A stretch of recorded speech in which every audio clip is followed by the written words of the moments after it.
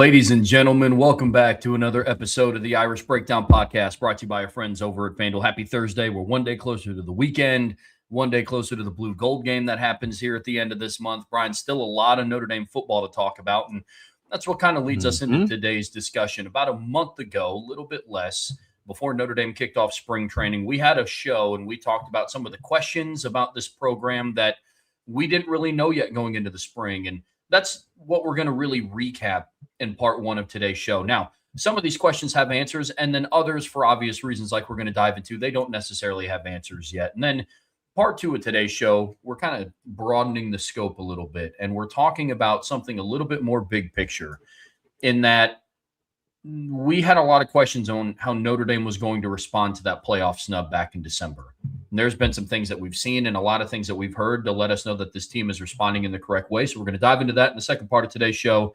And to wrap everything up, this is a big recruiting weekend for the Irish, and there's going to be some players that they're going to have to close on and get in a good spot with this weekend, man. I'm looking forward to it. Yeah, it's going to be a fun show, Trev. Very exciting topics.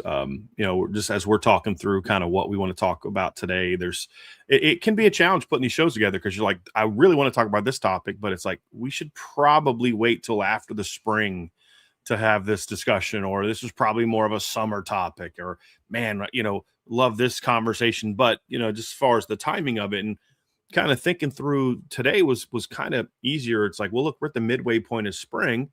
Let's look back and kind of look at some of the questions that we had, offer a bit of a midterm report card. I kind of at the end of the first segment, I'll give sort of my, not like ABC, but sort of like where things stand. Like, how am I feeling about the progression being made by this group through the halfway point? And that'll be a lot of fun. And then, of course, sometimes the topics present themselves. And I think the snub topic is obviously one that is certainly in the news lately, today, obviously.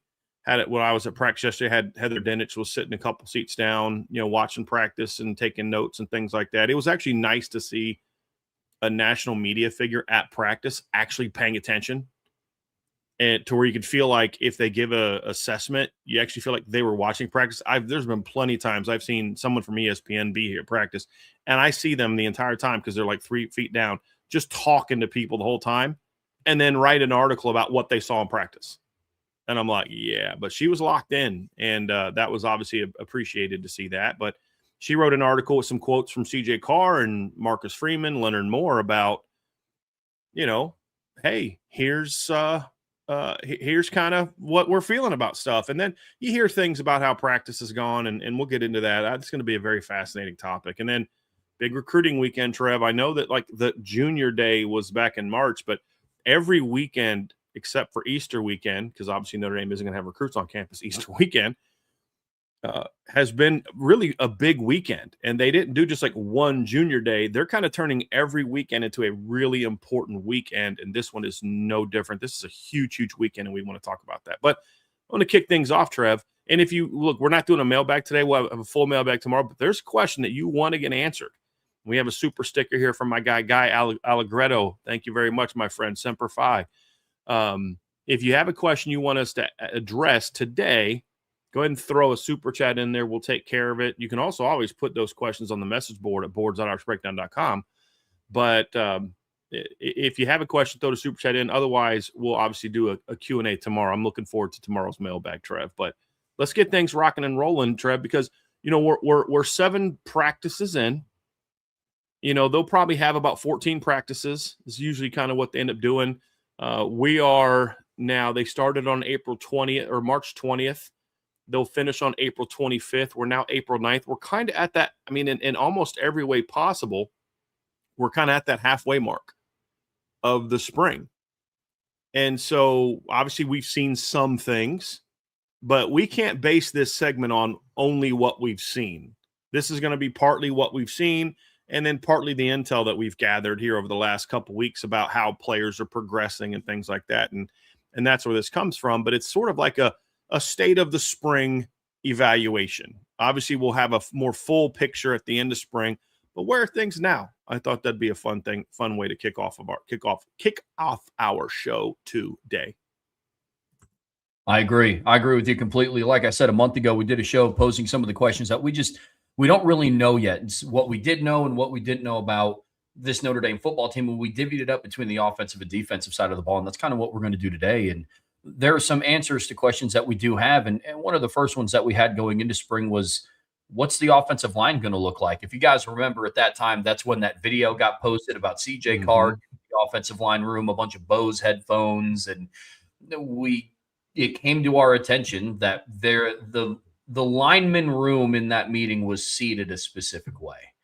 And the order of their seating was from left to right in the second row: Will Black, Anthony Knapp, Ashton Craig, Sullivan Absher, and Gerby Lambert, which sparked a lot of questions. Brian heard some things about intel, about potential movement, where they're going to try out some players. But we talked about that. We didn't really know until we walk out to practice and we see them on that first day of spring, who's going to be the first team offensive line when they trot out there. And that ended up being the alignment that we got. And Brian, that's the answer to one of the bigger questions that we had going into spring. This isn't even, I mean, it's a big question, but it's also arguably the most important, crucial, vital question that faces this Notre Dame program, Trev. We said it multiple times in the offseason, and I'll reiterate it now. My opinion is not going to change. It is what it is. I don't think any position group or any position coach will have a greater impact on whether or not this Notre Dame team can win a championship than the offensive line.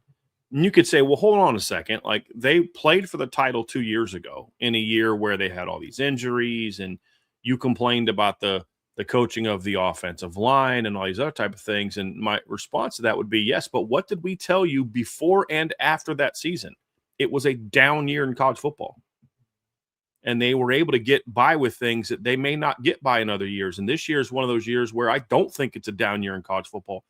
I think this is going to be one of those peak seasons of college football where teams like Notre Dame and Oregon and Texas and Ohio State, Miami, Georgia, Bama are going to have really talented teams with a chance to have their best teams in the last few seasons. And I think that factors in. Like, your margin for error is a lot smaller in 2026 than it was in 2024.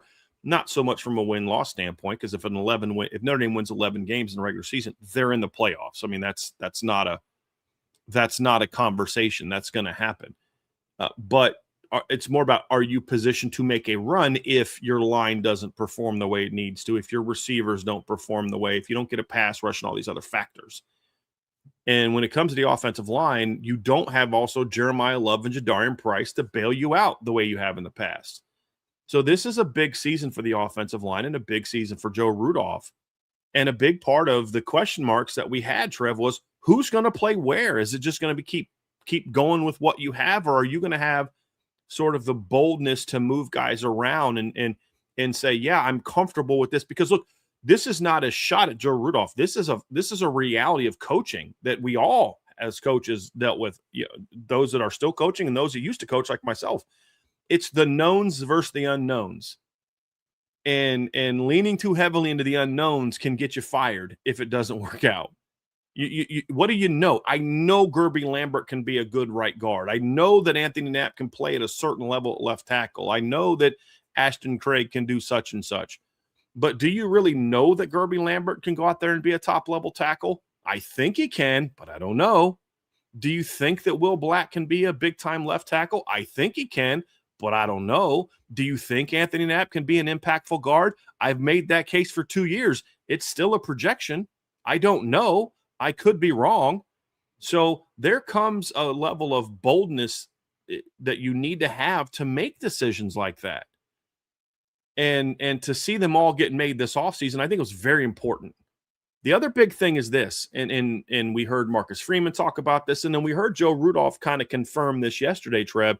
We haven't seen them moving around this year that we saw in the past. And I kind of got a chuckle listening to Joe Rudolph explain, why he moved Will Black around and all those other kind of things. And we can just agree to disagree with that to a certain degree. But I loved Will Black's answer about it. But here's the reality of it. He did what we wanted him to do. So what's the criticism right now? There is no criticism right now. It's like, cool, let's roll. But he said, like, look, there's a reason why we did these things moving around, and it was to prepare guys to be able to kind of do what we're asking to do now. And he said that, obviously Joe Rudolph said that Matty Augustine's a guy that's the only, and Freeman said this, and our eyes have told us this, that Matty Augustine's really the only guy that's kind of cross-training, and that's because of more of their confidence in him that he's our next best lineman right now. Which position? He's our next best lineman right now, everywhere except center. So getting him work on left tackle, right guard, left guard, that kind of thing is going to be important.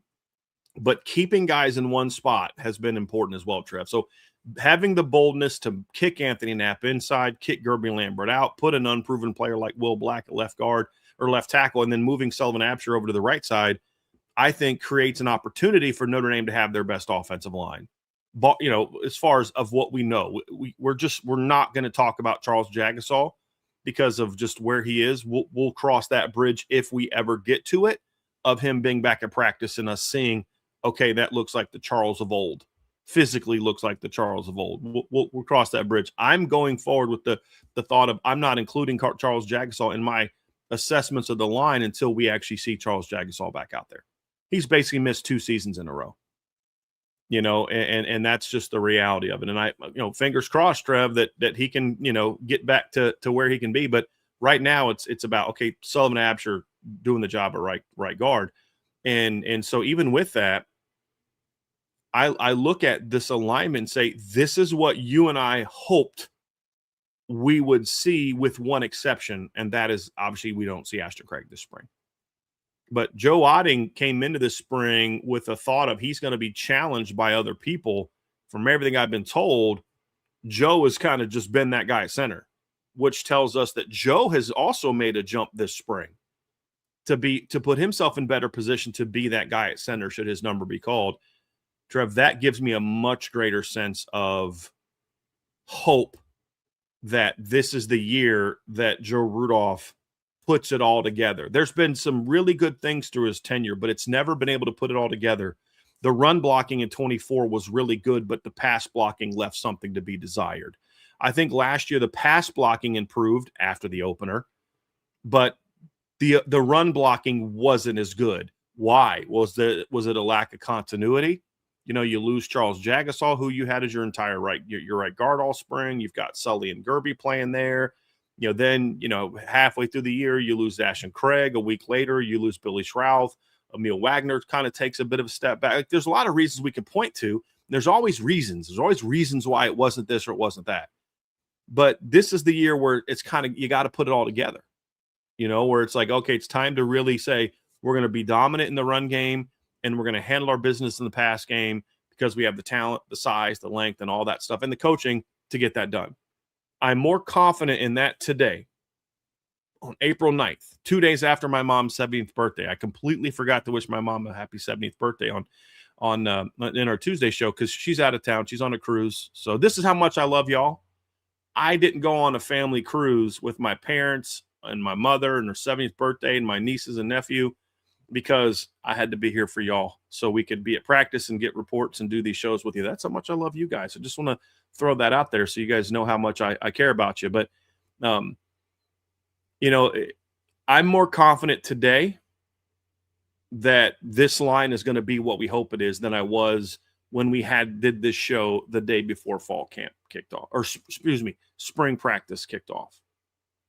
Yeah, absolutely. My level of confidence in the offensive line room is significantly higher. The thing that I love about the move and making the decision to move them early and stick there is I think there's this notion amongst a minority of the fan base that thinks that that's the finish line.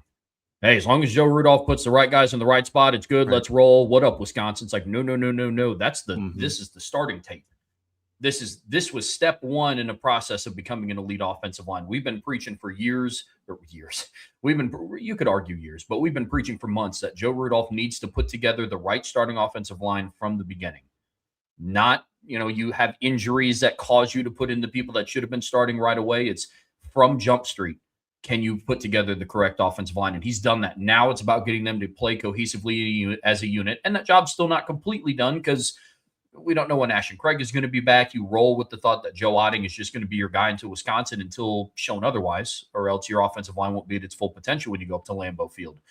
So I love the move. I love that they did that early, and I'm glad that that's one question that we can kind of check off the box. Not, is the offensive line ready to go compete for a national championship today? I don't know the answer to that question, but it's a massive step in the right direction, as is the second question that we posed. Now, when we talked about the wide receiver room, go ahead. I just want to say one thing before we move on. One little nugget too, and I'll have an intel piece here this weekend where I'm going to put all the intel I've gathered. But some of my optimism is about Trev, what we've seen, talking to people on the offensive side of the ball, putting the right guys in position, as you said. But the other thing too is I've talked to some folks connected with the defensive side of the ball, and their feedback is very different than what I got the last 2 years. Let's just say that last spring there was a lot of and in fall camp there was a lot of, we dominated the offensive line in a lot of my conversations. Oh, we dominated them. They couldn't stop us. We're blowing them up. And we saw some of that in the practices we did have access to, where the defensive line absolutely controlled the action. One of the bits of feedback I've gotten from some of the folks I know on the other side of the ball, which is sometimes your best intel, because we're doing great, we're coming along, and then you talk to defensive coaches, and they're like, guys, they can't block anybody. You know what I mean? Now, part of that's Notre Dame had a really good defensive line, and we expect that now. But I've heard a lot of good things about the battles. It's been a really good back and forth battle between the D line and the offensive line this spring, and that's been a very encouraging thing to hear. It's one thing to hear offensive people like, oh yeah, we look like $1 million. It's another thing when the people that used to always tell me you'd get dominated, and then when we'd see them playing games, we kind of, against the better teams, we see what the defensive people were talking about. You know what I mean? To hear those same folks be like, hey, like they're giving us a look. We're having a battle, especially the tackles. And it's two things that I hear a lot. Number one is the two tackles are giving them a lot more problems. I ask why. They're a lot longer and a lot more athletic than what we've seen. And the second one is Anthony Knapp has been a beast inside. A beast. Like everybody that I talk to is like, and people that I know that have been at practice that know offensive line play. Every time I hear, they rave about the tackles, but the first thing they always talk about is 54 is a beast inside. So it's also some of that intel that has me fired up and gives me greater confidence. To your point, Jeff, it's not just that they put the right five on the field. It's that we're hearing that this group is performing well, which speaks to A, their talent, and B, you have to give credit to the development of that talent. You can't criticize Joe Rudolph every time you see technical problems. Like one of the most hilarious comments I got on a comment on the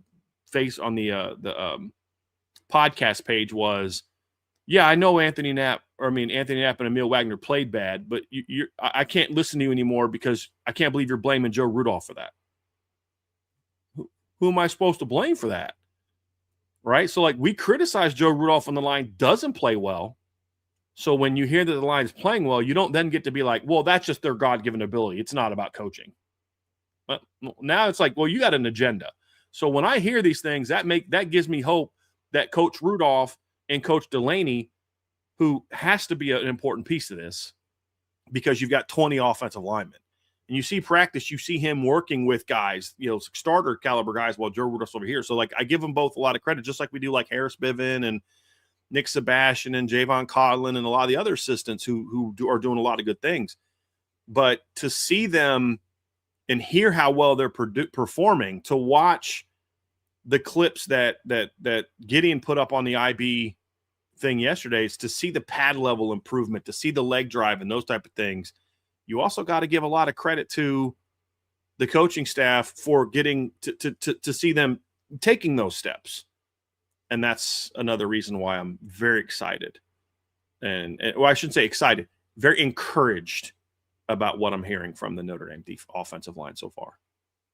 Yeah, I'm with you. My cautious optimism is just turned into optimism now at this point, especially with the things that we've seen. But it's a good place to be, especially when we're talking about a program or a unit on this team that's going to further increase their chances of winning a national championship. Something that we've talked about, that FanDuel has them right now second in line next to Ohio State to win a national championship. But you're not just going to need the offensive line, Brian.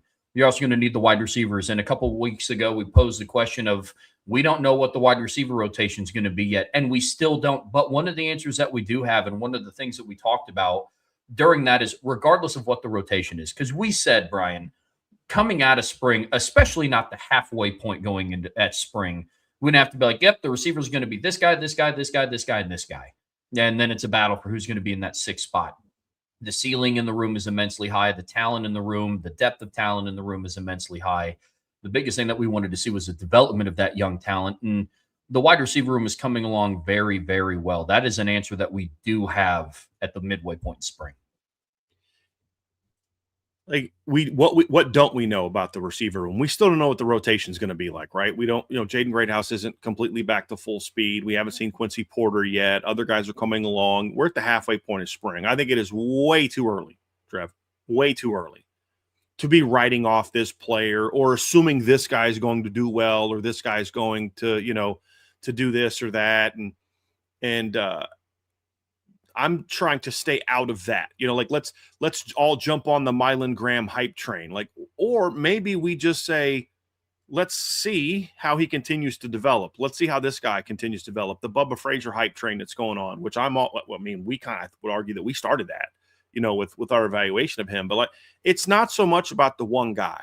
I know those are the storylines. Let's talk about the new guys. Let's talk about this guy. And we don't need to talk about that guy because, that's old news.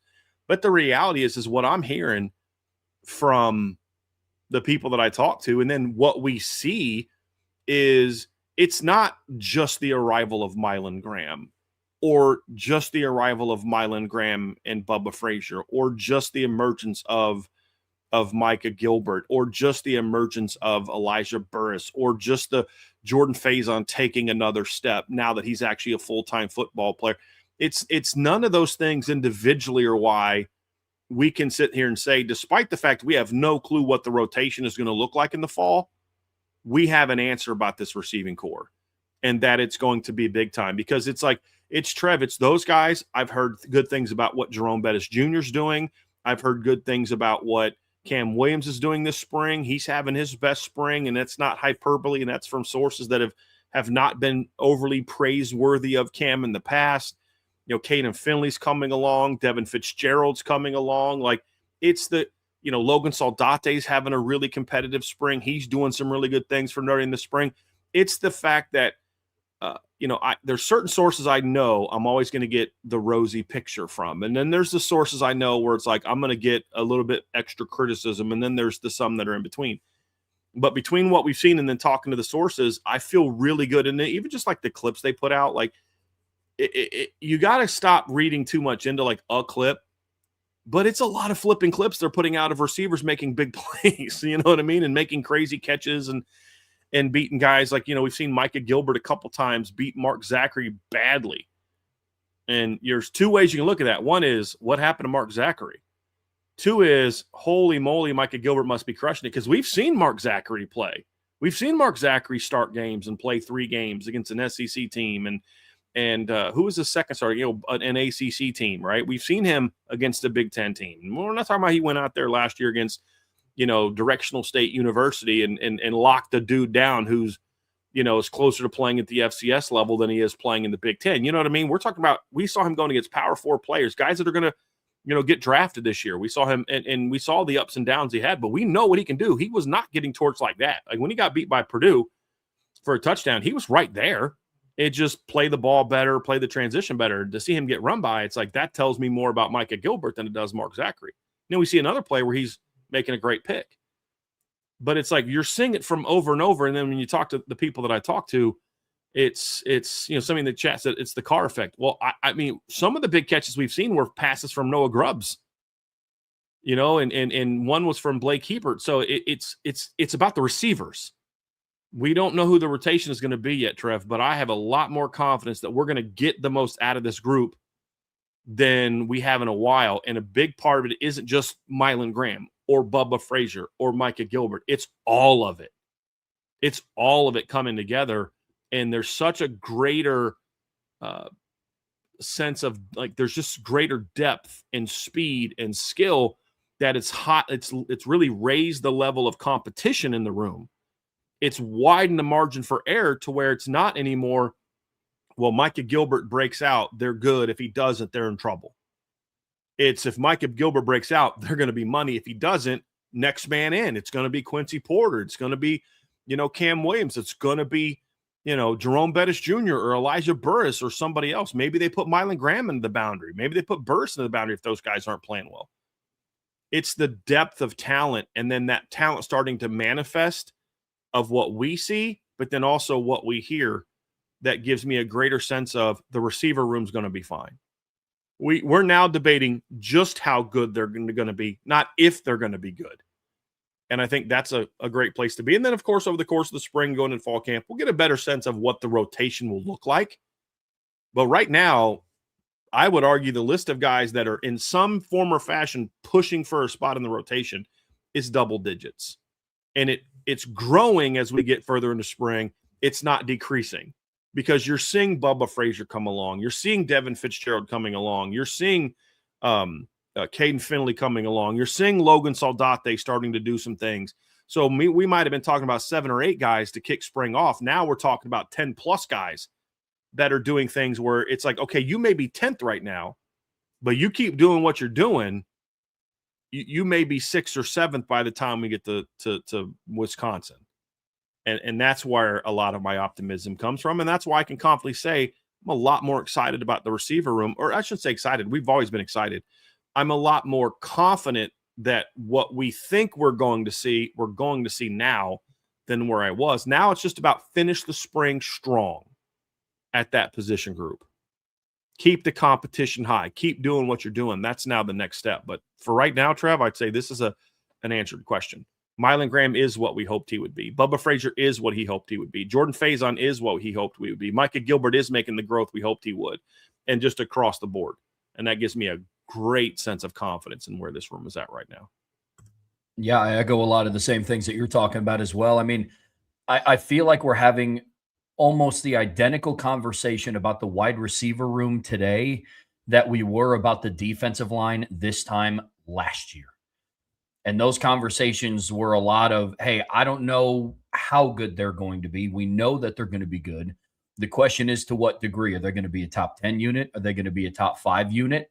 Who knows? And what we learned last year is that they were able to come at you with just waves and waves and waves. At this time last year, we were talking, hey, look, like, Boubacar is coming off of his injury, but if he doesn't work out, you still got Bryce Young. You still got Junior Tuialamaka. You still have Josh Burnham. You still have Cole Mullins, who they were having practice on the outside last year. On the inside, it's, hey, you lose Riley Mills and Howard Cross.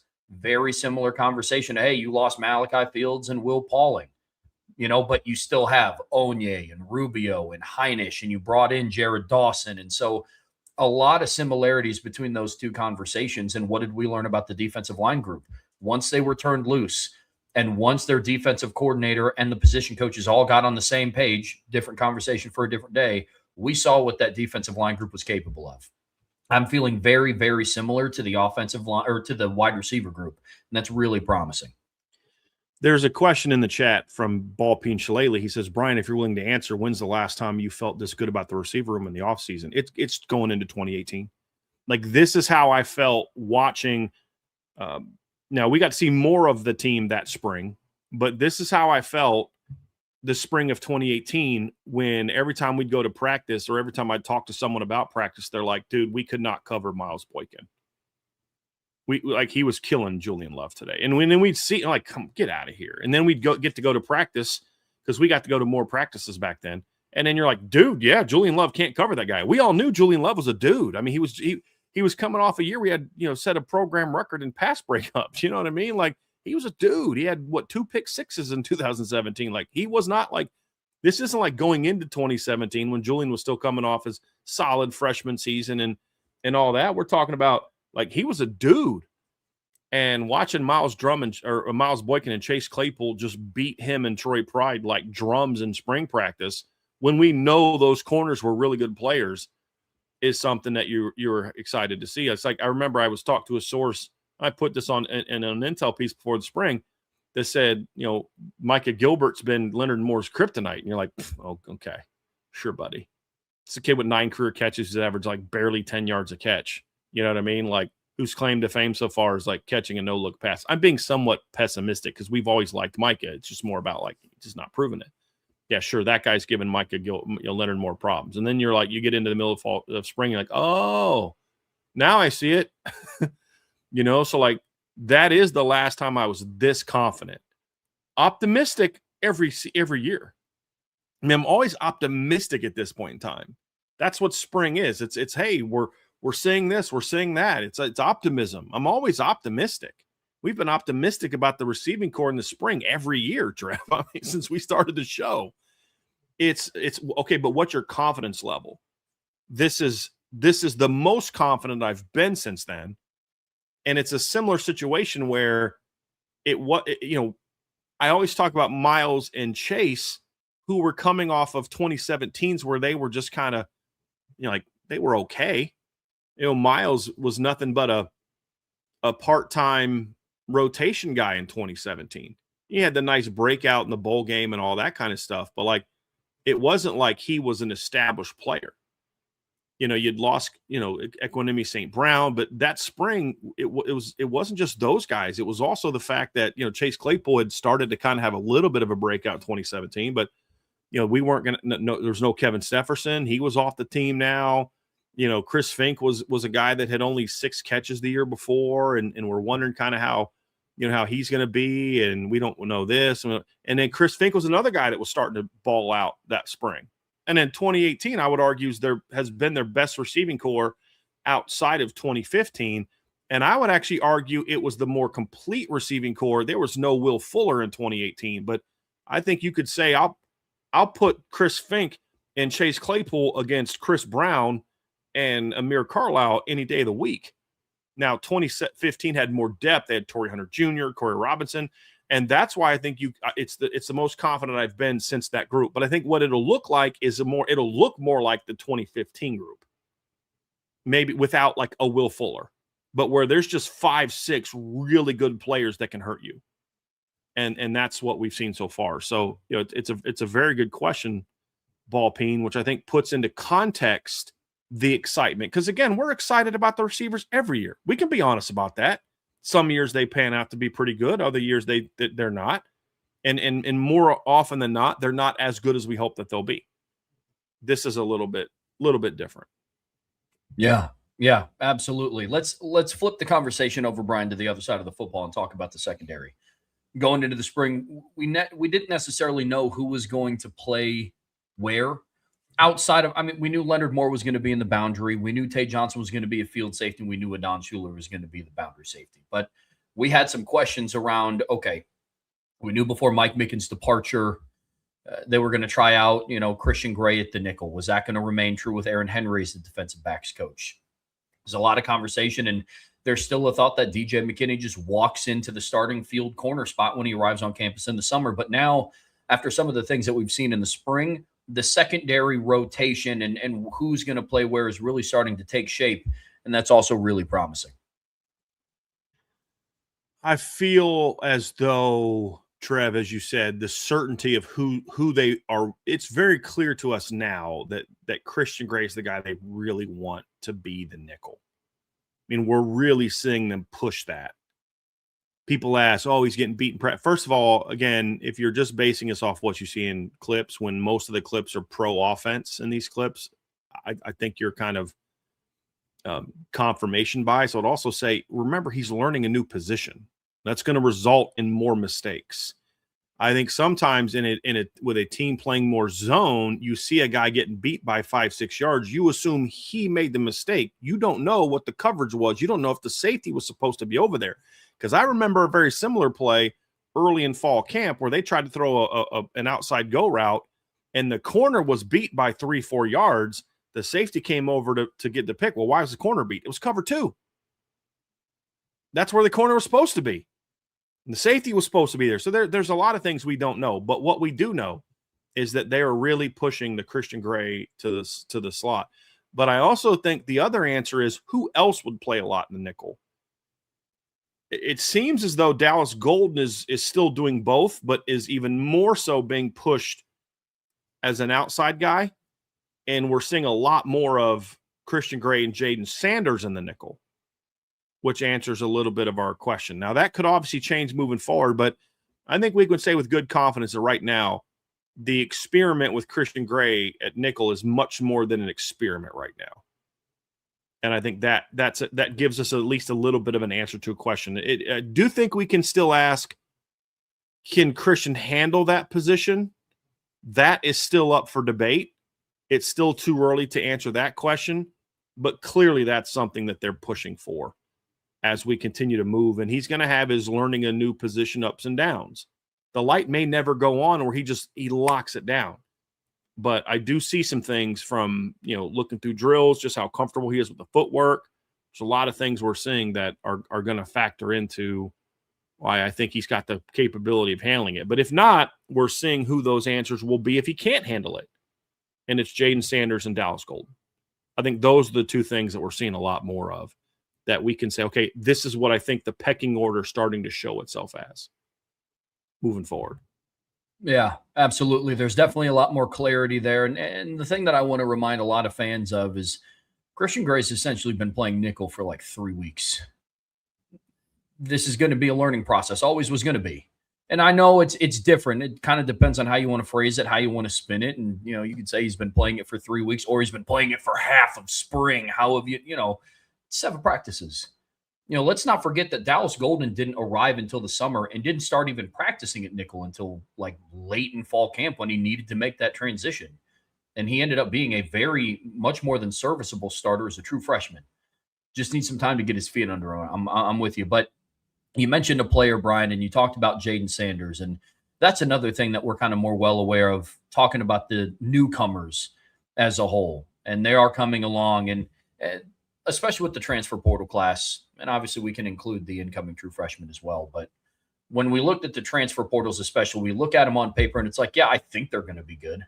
This is what they did at their previous stop. But what's it going to look like when you're all together and you're all wearing the gold helmets and you're in a new practice facility, you're going under a new regime, you have a new practice schedule? What's that going to look like? How are you going to adjust? I was beyond excited when they got Tion Gray. But I was excited because I could look at him on the Oregon roster and say 6'6", 335. Yeah, you can give me some of that in South Bend. But until I saw him in Notre Dame practice clothes on the field with the team, I just didn't know. Now I think we can confidently say that the newcomers from top to bottom that are on campus right now are coming along very nicely. Yeah, I'm freshmen and transfers alike, Trev. Look, part of that is confirmation bias is something you've got to be careful of, but it's also something that's a real thing. If you think a guy is a really good player and he shows himself to be a very good player, your biases have been confirmed that they're real. But what you have to avoid is confirmation bias, where you see a small little bit of something and then you look and say, okay, that's what I thought, and so let's see it. And then you ignore all the other data around it that makes you think that maybe your bias isn't correct. What we're seeing here, however, is, okay, I thought this guy was going to be this, and the preponderance of information and data and intel that we've gotten so far is that he is that. So we thought Tion Gray and Francis Brew were going to be really factors for Notre Dame, and now we're seeing it. Seeing Tion Gray up close and personal, Trev, you're like, watching him stand next to Davion Dixon, who's like about 6'2", 320 pounds, and just dwarfing Davion Dixon, seeing him just tower over Sean Sevillano and those other guys. Like, the only guy he doesn't really like just tower over is Jason Onye, who's like 6'5" plus and 300 some pounds himself. And you're like, okay, all right, cool. He's big. We knew that, but can he move? How's he adapting to the defense? Can he do more than just eat up space? So then you see that. You hear from sources that he's actually making the biggest jump of all the transfers so far. We love hearing that. And then what's the follow-up question? Well, is Francis struggling? No, they're doing great. It's just Tion from practice 1 to practice 7 has really taken off. And this is part of the reason he came to Notre Dame, is he wanted to be in a defense that would allow him to do more than just sit there at the line and eat up space. And he's thriving in it. You know, the growth that Keon has made from practice 1 to practice 7. I actually loved Coach Partridge yesterday kept getting asked questions about this guy. And he said, look, I'm not comparing it to last year. I'm going to say where they have been from practice 1 to practice 7. And that's such a great way of framing the question. Number one, you avoid anyone taking a comment and turning it into a clickbait article about Charlie Partridge said this about what the D-line was. And, everybody's always looking for that kind of angle. He's like, I'm not having any of that. I can only tell you what I've seen from practice 1 to practice 7. Well, what about the potential? I can only talk to you about what I've seen from practice 1 to practice 7. And I loved hearing that. But that's important. That growth is important. And, there's a lot of excitement about Keon Keeley. And we kind of warned people like, look, Keon's going to need some time to learn stuff because he wasn't taught anything at Alabama. And to hear about his growth from winter workouts to the first day of spring to now, and then to see it yesterday in drills, just the way he goes through drills with more confidence and better technique and more burst and things like that, to watch Francis Brew move around, and then to watch the 2 freshman DNs and their growth, you're like, okay, what about Armel Mookum? As a guy, not for this conversation per se, but like you want to see those things. But to see the newcomers doing what they're doing, to see Elijah Golden up close and personal, like, okay, I had him ranked really high upside. Now I see that was there. Like Thomas Davis was a guy that, how's he going to be? He's going to get a lot of work this spring. How's he going to handle it? And to see the growth he's making. The secondary players that we've seen so far have been what we hoped they would be. Jaden Sanders looks really good and versatile. I mean, they're playing him everywhere this spring. To see Joey O'Brien going through drills, and you're like, boy, this kid, it just moves like differently.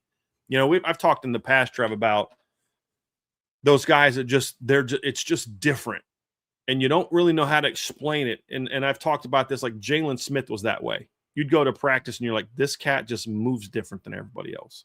He looks different than everybody else. Michael Floyd was that way. Quentin Nelson was that way.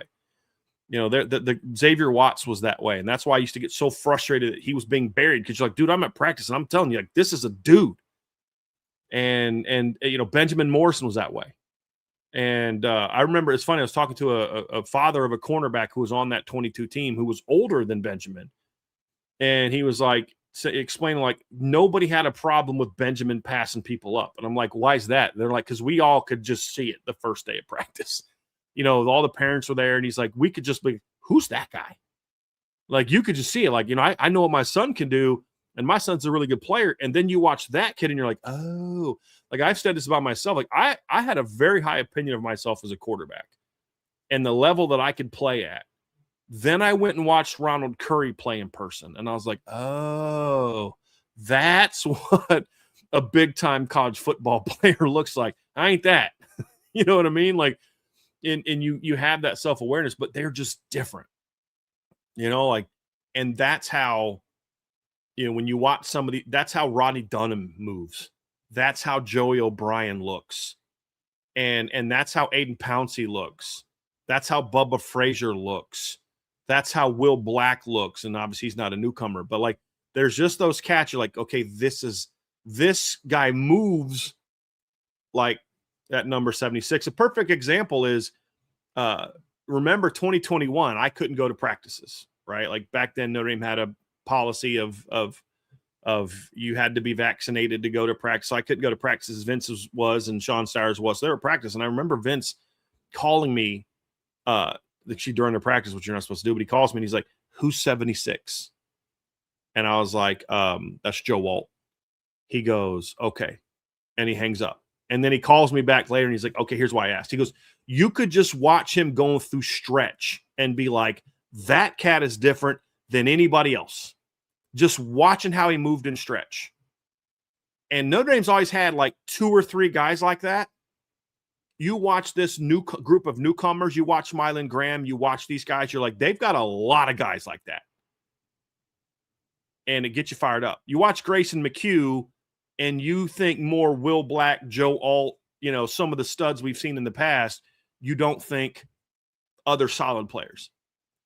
And now, will his time come this year, next year? We don't know. But to see the number of guys, you're like, that's different than what we've seen before, or that's different than what's around him. It used to be 2, 3 guys. Then early, as you get deeper to Marcus Freeman's tenure, it's like 5, 6, 7. Now you're like, okay, I don't know how ready some of these guys are going to be, but there's just cats that are just athletically different than a lot of dudes around them. It's like at the safety room, it's a little harder now to evaluate that with Joey O'Brien because you're also watching Tate Johnson run around. It's like it. But look, I've watched Leonard Moore as a freshman. Benjamin Morrison, Troy Pride, Julian Love. Think about Cam Hart. We've seen some big time corners come through. So when I watch Aiden Pouncey, I'm like, that's different. Like that's in that other category. You get excited. I've seen some big time D linemen. I know what they look like. And so when you watch Tion Gray move and you're like, that's different, you start getting excited. Now we got to see him put the pads on, but that's the thing that's got me fired up, Trev. This roster has received a tremendous influx of talent, unique talent. And that leads to partly why we had the conversation we did yesterday about how this transfer portal class is not getting the love it should be getting. And then you add that along with the number 1 recruiting class in the country, and you start to see those guys are legit. It's hard not to get fired up about what this team can be. Not just now, but in the future.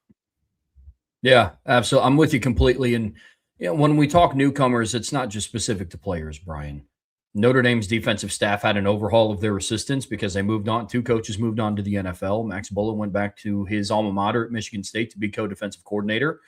So they brought in 3 new position coaches. Charlie Partridge on the defensive line, Brian Jean-Marie at linebacker, and Aaron Henry to coach the defensive backs. He's also the co-defensive coordinator. He's kind of doing what Mike Mickens did last year. He's also the pass game coordinator on defense. And so we also didn't know how that was going to go until we really saw them out interacting with the players in the spring. You can gather as much as you want to from press conferences and you can hear all the right things. It's like, hey, that's a great first step. Aaron Henry calling Mike Mickens to hear how they learned, but are you going to go apply it? Or was that just a little bit of lip service? And we didn't think that it was at the time. Right. Or is that just kind of lip service of like, hey, this is the first time I'm talking to the Notre Dame media. Hey, guys, this is what I did. I know you guys love Mike Mickens, and so I called him. Brian Jean-Marie talking about, hey, I had a good relationship with Drake Bowen because of the recruiting trail. It's, hey, that's great. Do we see that out on the football field? Yeah. And then Charlie Partridge's resume spoke for itself. But 7 practices in, you've gotten to see 3 of them. I've gotten to see 1. And even from the first practice, we noticed that this defensive coaching staff is moving together real well. They are. You can see Chris Ash is more comfortable leading the defensive staff. He's now, that's not a shot at the past coaches. It's more of, he's now in year 2. He has a better understanding of what things are supposed to look like. His DNA is now more into the defense. But one of the biggest things that you look at, Trev, is one of the issues I've heard from in the past is when new coaches come, coaches have big egos. And what's ironic is a lot of big-time coaches I know not only have big egos, but they're also super fragile in that they don't like other people getting love for things that they think they deserve credit for. The best coaches aren't that way. Harry Heastand wasn't that way. Mike Elko wasn't that way. Clark Lee wasn't that way. Like the good ones aren't that way. Mike Denbrock's that way. It is not that way. Excuse me. There have been some coaches recently who felt they had to come in and intentionally tear down what the previous coach did so they could do it kind of their way. And it created some, initial issues in the room.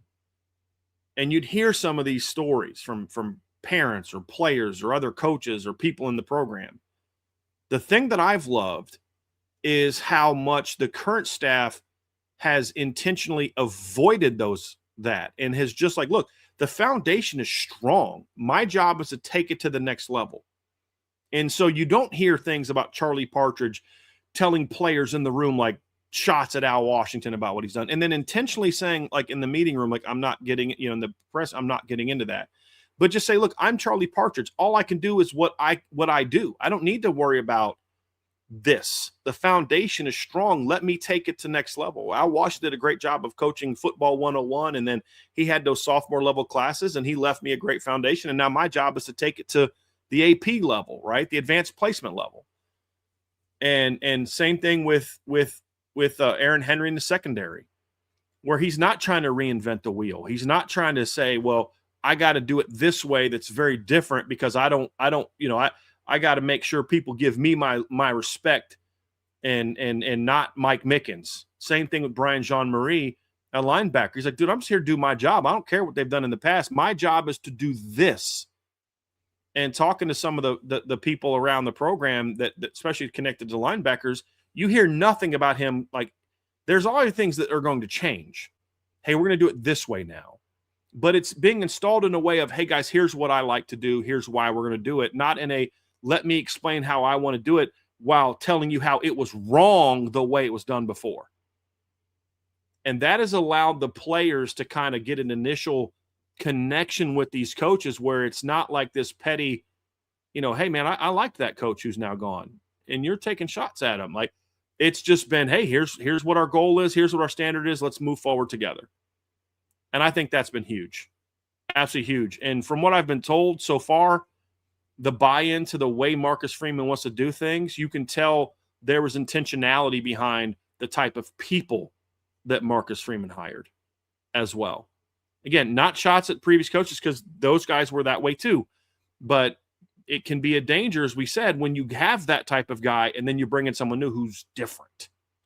And to see that, Trev, you hardly ever hear the defensive coaches talking unless you're looking at them and paying attention, because they're not screaming and yelling and doing all these things. It's just nonstop coaching, nonstop instruction on the fly. And I've been really impressed with what I've seen from them so far. And I've tried to look at them in the few practices with a critical eye. I've tried to ask some tough questions of people to see, like, hey, how's it going? And I'm very excited about what I've seen and the answers I've gotten about just how quickly they've been like, hey, this is the way Marcus Freeman wants his program run in regards to how you treat players and the emphasis on fundamentals and playing hard and toughness and speed and all that. And it's been great to see and hear. Before we kind of move on to the questions that we don't necessarily know yet, Brian, the one newcomer that just doesn't get talked about enough, including like by me, is Sean Shivers for the wide receiver room. That was another coach that I wanted to highlight. That's also a newcomer. It's not a coincidence that we just got done talking about how the development of the wide receiver position has gotten us really, really excited about this group. And what's given me a lot of confidence in that is this isn't a shot at Mike Brown. He just doesn't have to coach a 14-man room by himself anymore. Yeah, right. And that's huge. And he's leading that room, but it's also Trent West. You see Trent West out there too, working with the receivers. And so having those two guys working with Marcus Freeman, Sean Shivers obviously being the new guy, I would say that, I've liked what I've seen from how active Chris Jones is, kind of working with Nick Sebastian. So there's an extra guy over there at times. Trey Reeder, who has kind of got a little bit of an expanded role this year, working with the linebackers. You really like a lot of what you're seeing and hearing from the entire staff. And that's an important thing, Trev. It's a very important thing because, to your point, it would be a lot harder for Mike Brown to kind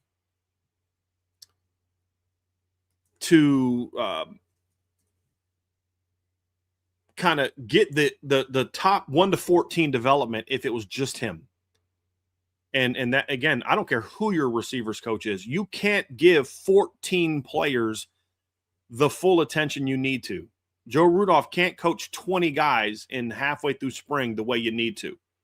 So to see him trusting Rob Delaney the way that he does, to see Mike Brown allowing Trent West to coach guys up on the side, knowing that, hey, when Coach Brown is speaking, that's the only voice being heard. And they're backing up the things that Mike Brown is coaching. Like there was one instance, and it was the last practice because I was really watching the receivers, where you see Mike Brown emphasizing certain things, and then because they're right underneath us, and then you'd see Trent West talking to a kid. And I'm hearing Trent West basically reiterate in a kind of a different way exactly what Mike Brown is trying to say, because clearly that particular player didn't kind of click on him. So to have that, it's reinforcing what Mike Brown is talking about. So while Mike Brown is focused over here, I'm focused over here, and I can make sure that I carry out the things that as a room, we're all moving in the same direction. And so far, that is something that I'm hearing. That's been a good thing on the field. Now, recruiting is a different conversation. We'll see how that goes, but on the field, so far, so good when it comes to how all the new coaches, and I'm glad you brought this up, Trev, because it is, the way that coaching is now, you've got to give some love to the assistants, guys like Nick Sebastian, Rob Delaney, Sean Shivers, Trey Reeder, guys like that are working with those position coaches are invaluable. Javon Codlin is another one. Coach Buh is the guy that's working with the nickels. Like, it's invaluable to have that many resources working with these players, and you're seeing the impact of it. And this is why it bothers me that the NCAA didn't do this sooner. Not only does it create more opportunities for young coaches to get opportunities to actually coach football. 10 years ago, Sean Shivers has to sit on the sidelines and he can't do nothing. Same with Chris Jones, same with Trey Reeder. Like, this allows them to be coaching. Rob Delaney to allow him to actually coach, not just be a GA, hold cards, or, it's a good thing, but it's most importantly, it's good for the players that they're getting more individual instruction like the NFL has. And I think Marcus Freeman is, from what I can tell so far, has chose wisely this offseason with the new people he added to his staff. Brian, up next on the Irish Breakdown podcast, brought to you by our friends over at FanDuel. We're kind of still talking about the things that we now know coming out of the spring, but we're going to widen the scope a little bit. We just got done talking about like the individual position groups and the questions that we had about offensive line, wide receiver, the secondary. A lot of those have been answered, but overarching big picture, and I hate to rehash this again, but we had a question going into spring of how Notre Dame would handle the playoff snub. And again, in press conferences and interviews, you hear about taking care of business and leaving no doubt and revenge tour and all of these things. But we didn't know what that was going to look like leading into the season. And through the practices that we've gotten to see and through the interviews that we've gotten to listen to, we're getting a lot more clarity on what that actually means for this program. And we didn't know, was it going to be used as fuel? Would it be used properly? None of that was a guarantee. But after hearing some things and seeing some things ourselves, I think it's safe to say that this team is using this in the proper way to motivate them moving forward. I mean, it was a question, and there's a comment in the chat says the only way we'll truly know this is in the fall. And I mean, look, the ultimate answer, sure, but I think that it would be misguided to assume that there aren't things we can learn right now about where this team is. And when you read the articles that we're talking about, and the first thing I saw is Leonard Moore revenge tour, and I'm like, oh God, what's this going to be? And then you read the article and you're like, actually, this is good, because you've got, the article starts off with, Leonard Moore, and this is from Heather Dinich at ESPN. I'll put the article in the chat for people that want to read it. But she writes, we're on a revenge tour now, Moore said. We've got to get back. We've got to make it right from last year. And then there's a comment from CJ Carr talking about the Miami game and all these kind of things. And you're like, okay, I'm actually kind of getting a little bit concerned. Like, what are they thinking about? But then she has this quote from Marcus Freeman, which I thought was beautiful. He says, we spend too much time daydreaming about Miami. We're going to lose to Wisconsin. You've got to focus on the task at hand. That's no different than saying, can we get back to the national championship? If we want to focus on the national championship, we're going to lose the opportunity we have right here. It's my job to make sure I'm directing the focus where it needs to be. That's an everyday message, an everyday reminder to struggle. Struggle has to be hard mentally and physically, and a sacrifice putting it in front of yourself. So, like, those are all good things. But then it's like, okay, that sounds good, but like, what are we seeing in practice? Is this a team that is undisciplined? Is this a team that's overly emotional? Like, those are the things you need to see, Trev, because I do think that when you read these comments in the chat, like, you hear Leonard Moore say, talking about the Miami game and how bad the secondary played. He said that's what used to keep me up at night. Just thinking about maybe one or two plays in that game that I could have made that would have changed the course of the season. That in the Texas A&M game, just as a DB room, we put that all on us. And I kind of like that stuff, because what you don't want to do is you don't want to forget. Because if you forget, then you can't use it as motivation. The question is, are you using it properly as motivation? But it's very obvious that this team has not moved on. And maybe moved on is the wrong word. This team hasn't forgotten last season. And it's not just a playoff snub. It's this comment from down here as well. Let me find it here real quick. This is a comment from Drake Bowen. He goes, there's always one little thing we didn't do, maybe at the beginning of the season or the middle of the season. There's always something where we could have been better. Going through 4 years of it now, we understand everything from now until the time we either get voted in or don't get voted in. Everything's important. This understanding of be pissed about the snub, but don't forget that what you didn't do from a handling your business standpoint that put you even in that position to begin with. You have to find that proper balance. Yeah, 100%. Like, the biggest question that we had is, where are you going to place the blame? Are you going to be mad at the what, or are you going to be mad at the why? And is this team going to take a level of ownership? We can talk all we want as fans about, all right, yeah, you can go out there and, win this game and really stick it to the committee. It's like, okay, well, the committee's different now. It has new members now. It has some of the same members, same committee chair. But with that being said, is your purpose to go out and just give the, metaphorical middle finger to Hunter Yurachek and just be like, yeah, you should have let us in last year? Or are you going to go back and fix the mistakes that got you to that point? Like, that's the biggest question that we didn't know about this program. And hearing that from Heather Dinich's article about how Leonard Moore's talking about Texas A&M and CJ Carr is talking about Miami and Drake Bowen's talking about the middle of the season, not just, what's fueling us is I remember sitting in that meeting room on December 7th and then just not hearing our name called. That gets us going. No, it's what put us in that spot. And it's eliminating those mistakes moving forward. And that's what gives you a lot of promise about this team and their direction moving forward. But that was the biggest question for me, is where do you place the blame? Who do you point the finger at? Do you point it at everybody else, or do you point it at yourself? The first guy that has to do that is the guy in charge of the program, Marcus Freeman. And there were some comments in there in Heather's article where she says, she speaks the truth, something we've talked about. In each of the past 4 seasons under Freeman, the Irish haven't been able to finish September undefeated, losing at least 1 or 2 games each year.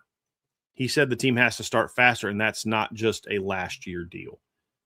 So you talk about Marcus Freeman said before fall camp or spring practice, hey, we're going to create more competition. And that's fine and dandy to say that. But are you actually doing it? And that's a question that still remains to be seen. But from what we've seen so far in practice, we are saying that. I am hearing from people that I've talked to, we're doing more like team things. And so what that means is they don't, after the first 4 periods, they kick us out. They stop doing Indy and they move on to team stuff. Team isn't just 11 on 11. Team stuff is also 7 on 7, 1-on-1s, half field reads, inside run. There's all of those things that create competition. You don't just go out there and scrimmage each other for an hour and a half. You do that on your actual scrimmage day, but that's not what he's referring to when it comes to the competition, the good on good.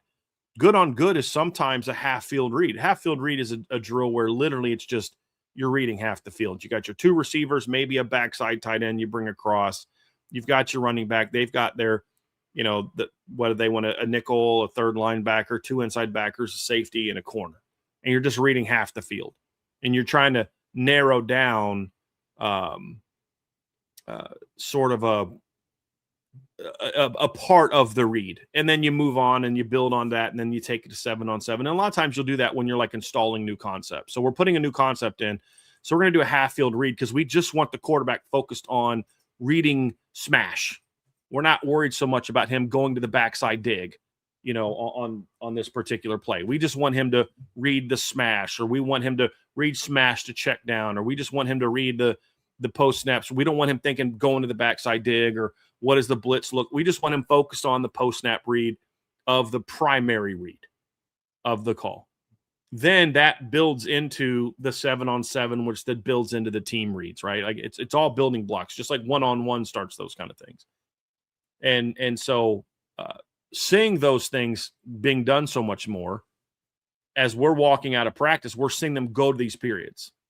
Now, I'm not going to report on what we see because we're not supposed to report on what we see after our allotted time, which is partly why I think they're now kicking us out even sooner than they did before. But the point is, they're quickly going to these things, and then you talk to people and you hear that they're doing these things. And then it's also, okay, well, we're doing those drills, but are we really allowing competition? From a player-to-player standpoint, but then also within the depth chart. And all the things that I'm seeing and hearing so far in spring practices is that's a real thing. That's not just Marcus Freeman giving us lip service. Is that going to end up making them better in September? We'll find out. But what I do think it does is it keeps you focused, very focused, especially when the group you're going against is as good as the group that each side of the ball is going against. So I think that's been a good thing to see too, Trev. But okay, so you're doing that. That's great. Wonderful. But what exactly is the work like? I think those are other parts that you look at this is like, okay, there's more competition, or at least there's more periods of competition, but is it good work?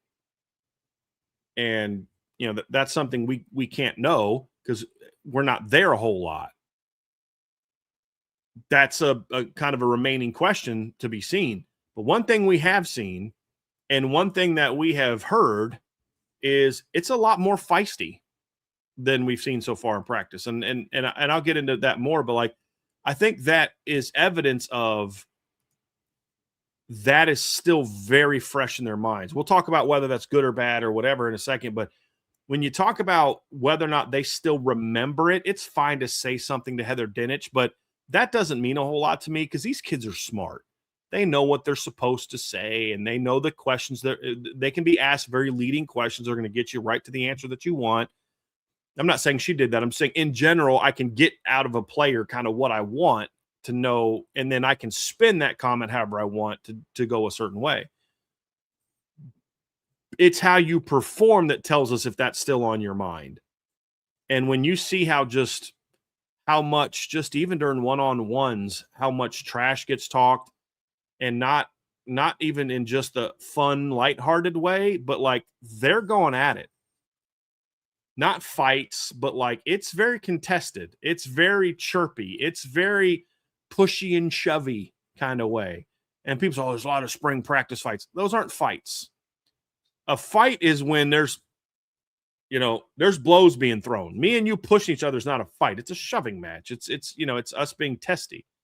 Don't worry, Trev. I won't ever shove you. Unless you try to grab my mom's last brownie at a tailgate or something like that, then it's instinctive. It's just kind of a reflection of like, okay, you got to go. I get it. No, I get it. It's more of a stiff arm than a shove. That's a great way of putting it. Yes, well done, Trev. Even though I double-handed in the chest, double. Even though I used my feet, it's just a stiff arm. Right, but the point being, there's a lot going on here. And I think that's evidence of this team has a bit of a chip on their shoulder, even going against each other. When you grow up, the best way that I can describe it, for anybody that didn't even play sports at that level or at the highest level that they played at, especially in something as physical as football, if you grew up with a brother or if you grew up with a best friend that was close to your age and you're just playing one-on-one basketball in the driveway, it gets heated. No matter what way you try to spin it, it'll get heated. You think somebody fouled you a little too hard. You think somebody's going a little bit too hard in a game of pickup and it gets chippy. That'll happen.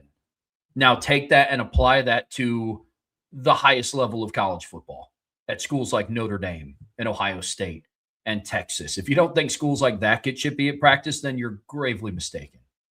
And that's what I love. I mean, there's so much at stake. They're practicing like a team that knows how much is at stake, and they're practicing with the pain that they had on when they were left out of the playoff snub.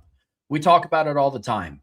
They're one of two teams that are projected to go undefeated on FanDuel. You don't get to that point by just, hee-hoing it through practice and just, man, I just hope everybody else around me does great. If you do better than me, that's okay, because we're all a team and we love each other and we're all brothers. If you have brothers or a best friend that's close to your age like a brother, you know that that's not the mentality that you have, nor is that how you get people to be better. And that's one thing that I love how they've approached practice this year. I mean, even, and we're not talking about his character or him as a person, but Taylor Lewan talked about that when they were down an inside run doing red zone drills when they were on campus. He was like, almost after every play, somebody was getting chippy, somebody was jawing with somebody else. And then once everything cooled down and everybody was able to chill out a little bit, those two players dapped up and then they went back at it again. That's the level of competition that you want to see. Like people talk about, we see it in chats and in games that Notre Dame have lost, whether they should have lost them or should not have lost them. It's, did the guys want it? Did they want to be there? Did they want to perform? Well, all these scuffles, tussles, fights, brawls, whatever word that you want to use to insert what's been going on at practice, it's a group of guys that want it. It's a group of guys that want to be there and get better and push each other to get better. And that's what I love hearing about practice. I do.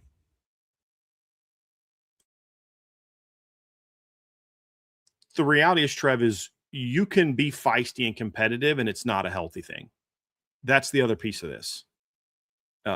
If I'm seeing a lot of pushing and shoving, and it's constantly happening, it's dumb and it's immature and it's distracting, and it keeps us from getting good work in. That's a problem.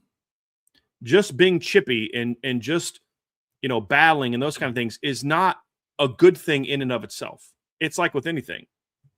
That's the whole thing, is like, you can be mad, but does your mad cause you to then play with a lack of discipline? And I'm trying to remember, there was a basketball game I watched this year. And I think it was a tournament game, but a team got like mad about something and they just started making dumb plays and they just kind of fell apart. They're committing dumb, hard, aggressive fouls because they're mad. I'm not going to let you do this. And then they started turning the ball over. And I can't remember which game it was. But it's like you got upset about something, and that caused you to play undisciplined basketball. Same thing in football. You felt a certain way about something, and you're mad about something. And so in my being mad, I'm going to then come out and play undisciplined football. Or I'm going to practice in a way where it's unproductive. And actually, it's funny. I saw this in did you ever watch Ted Lasso? Oh, you ever see the series Ted Lasso? Remember the scene? I forget what it was, but like they played the video where like Nate tore down the believe sign before the game. And they went out there like in the next half or whatever they call it, and they were just committing penalties and just undisciplined. And the anger turned into a lack of discipline and a poor performance. They didn't harness it the right way. And that's what we see in football at times. We see in basketball at times is you're mad about officials not giving you good calls. You're mad about a cheap shot another team took.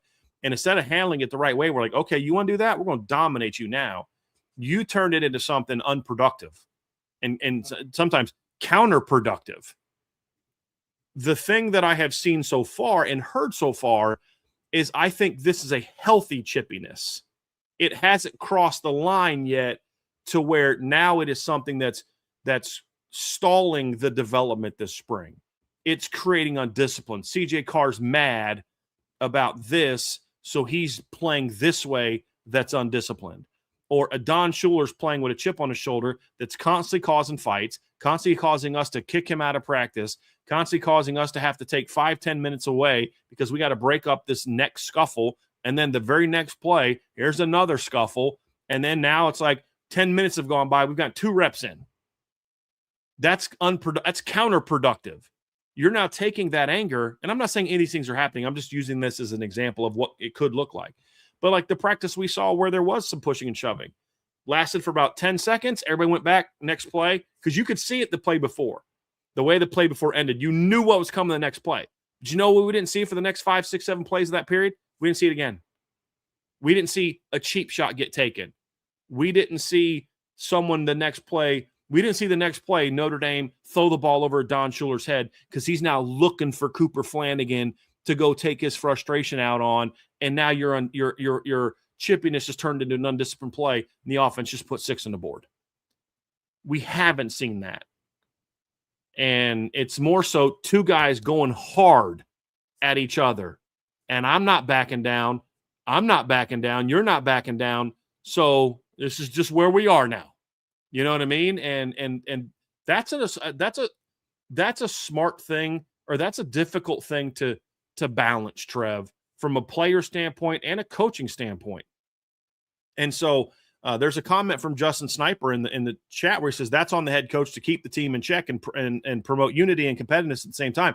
100% agree. That's also on the leadership of the team, and it tells you a lot about where the team is as a group. Because if they're like we've seen in the past, Trev, where there's a lot of fighting in practice because the offense and the defense view each other as enemies of each other in practice and in the locker room, and a lot of it came from, we don't believe you're pulling your weight. We don't believe you're pulling your weight.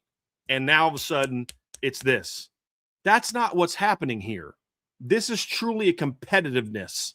Oh, you want to come at me? You want to shove me after the play? Watch what I do to you the next play. And that can be a good thing or a bad thing, depending on how you do it. So far, I don't think it's been a bad thing. And the fact, and Marcus Freeman talked about this happens and then they're all past it. And I've heard that's true. I've heard from sources that that's actually what's going on. You're not seeing a Don and Cooper Flanagan shove each other in practice. And then next thing you know, you hear about them fighting in the locker room. That's when you know you've got a bad locker room situation. And I haven't heard any of that. Nor am I hearing that it's this kid and that kid constantly going at each other in practice. That's also what's like, okay, there's clearly an issue there. It's always somebody different in regards to who Adon. Now, it's certain consistency with the players involved. I hear Jordan Faison's name a lot involved in a lot of this. I hear Don Schultz, but it's not like Adon versus this guy. That's just how Adon's playing. But he's your leader. You want him to kind of have a little bit of that fire. Same thing with Jordan Faison. And as long as it's done in a proper way, it leads me to believe that I do think this team has certainly not moved past the frustration of last season. And we haven't seen it cross the line to where it becomes a stumbling block, which ultimately is you don't want to completely forget about it, but you don't want to focus on it so much that it becomes a stumbling block in and of itself. It's almost like it's an idol. You know, like we're going to put this anger, this snub up here and just obsess over it, and we get distracted by what's in front of us. And that's why I appreciated the comments that Coach Freeman can made and what CJ Carr said, right? And this is how the article wrapped up. It said, this is a quote from CJ Carr. He said, you can sulk and you can blame and you can point the finger, or you can say, all right, we got punched in the face. We've got to get back up. We've got to go back to work. We got a new team coming in. We're going to be really good. You have draft picks all over the field. We have a chance to be really special. And that's a big thing. Freeman made this comment. We're going to play good teams early because of conferences. We have to get those teams that are willing to play, the conference early, talking about, the early start. He goes, but it's no excuse to not be as close to your best as possible. We've got to do a better job of making sure our team is prepared and playing and executing in a better sense than what we have seen in the past. So like you're seeing, like the head coach talking about the bigger picture thing, the players still focusing on the snub. And you're saying these two things being focused and channeled in the right direction is a good thing for this team. And so far what we've heard, and this is why we wanted to address the topic, is the article was written, but so far what we've heard, I believe that this team has channeled it in a good, positive direction. So far, hopefully that continues. And I think it also needed to be addressed because we're hearing people and we're seeing media folks, and now it's bleeding onto the board where the quote-unquote, the fights are now becoming the story. And with no context. I think it's imperative to point out, like, these aren't fights, and they are symbolic of this. Now let's address whether this is a good thing or a bad thing, because it could be either. And so far, I'm quite pleased with what I'm hearing and seeing as regard to why this is becoming, because you just can't allow it to become you're doing this because of a lack of discipline, as opposed to just really freaking, going to bring it all today. That's a great place to be. It is, man. Sidebar, this conversation is getting me pretty fired up about fall camp, because I'm thinking about you talked about some of the guys that are always around that conversation, guys like Adon, guys like Jordan Faison. I would argue their counterparts that also play with a little bit of chippiness and a little bit of swagger aren't doing team drills right now, and Drake Bowen and Jaden Greathouse. Those are also two guys that are highly competitive that will let you know when they think they've bested you. fall camp is going to be a lot of fun. I've seen it in games. I mean, shoot, man, I remember when Jaden Greathouse was letting the Penn State sideline know and the Penn State fan base know that he was giving them the business in the second half of that game. Mm-hmm. Now, I watched Drake Bowen for an entire season. When he'd get a good lick on you, or when he made a good play, he made sure other people knew about it. This team is super competitive, man. It's fun. Well, and I know some people don't like that. I do. As long as it's done the right way. Like, you know what I hate? Yes. When a guy tackles a guy after a 3-yard gain and he gets up like he just did something special.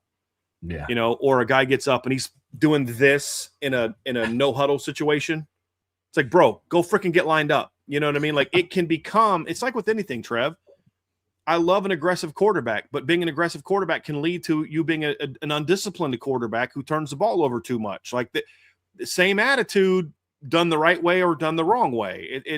You know, it's like I love certain things. It's like, remember when Boubacar came in 23 and he played one snap and he sacked Caleb Williams and they're celebrating 10 yards behind the line as USC's lining up to run a play?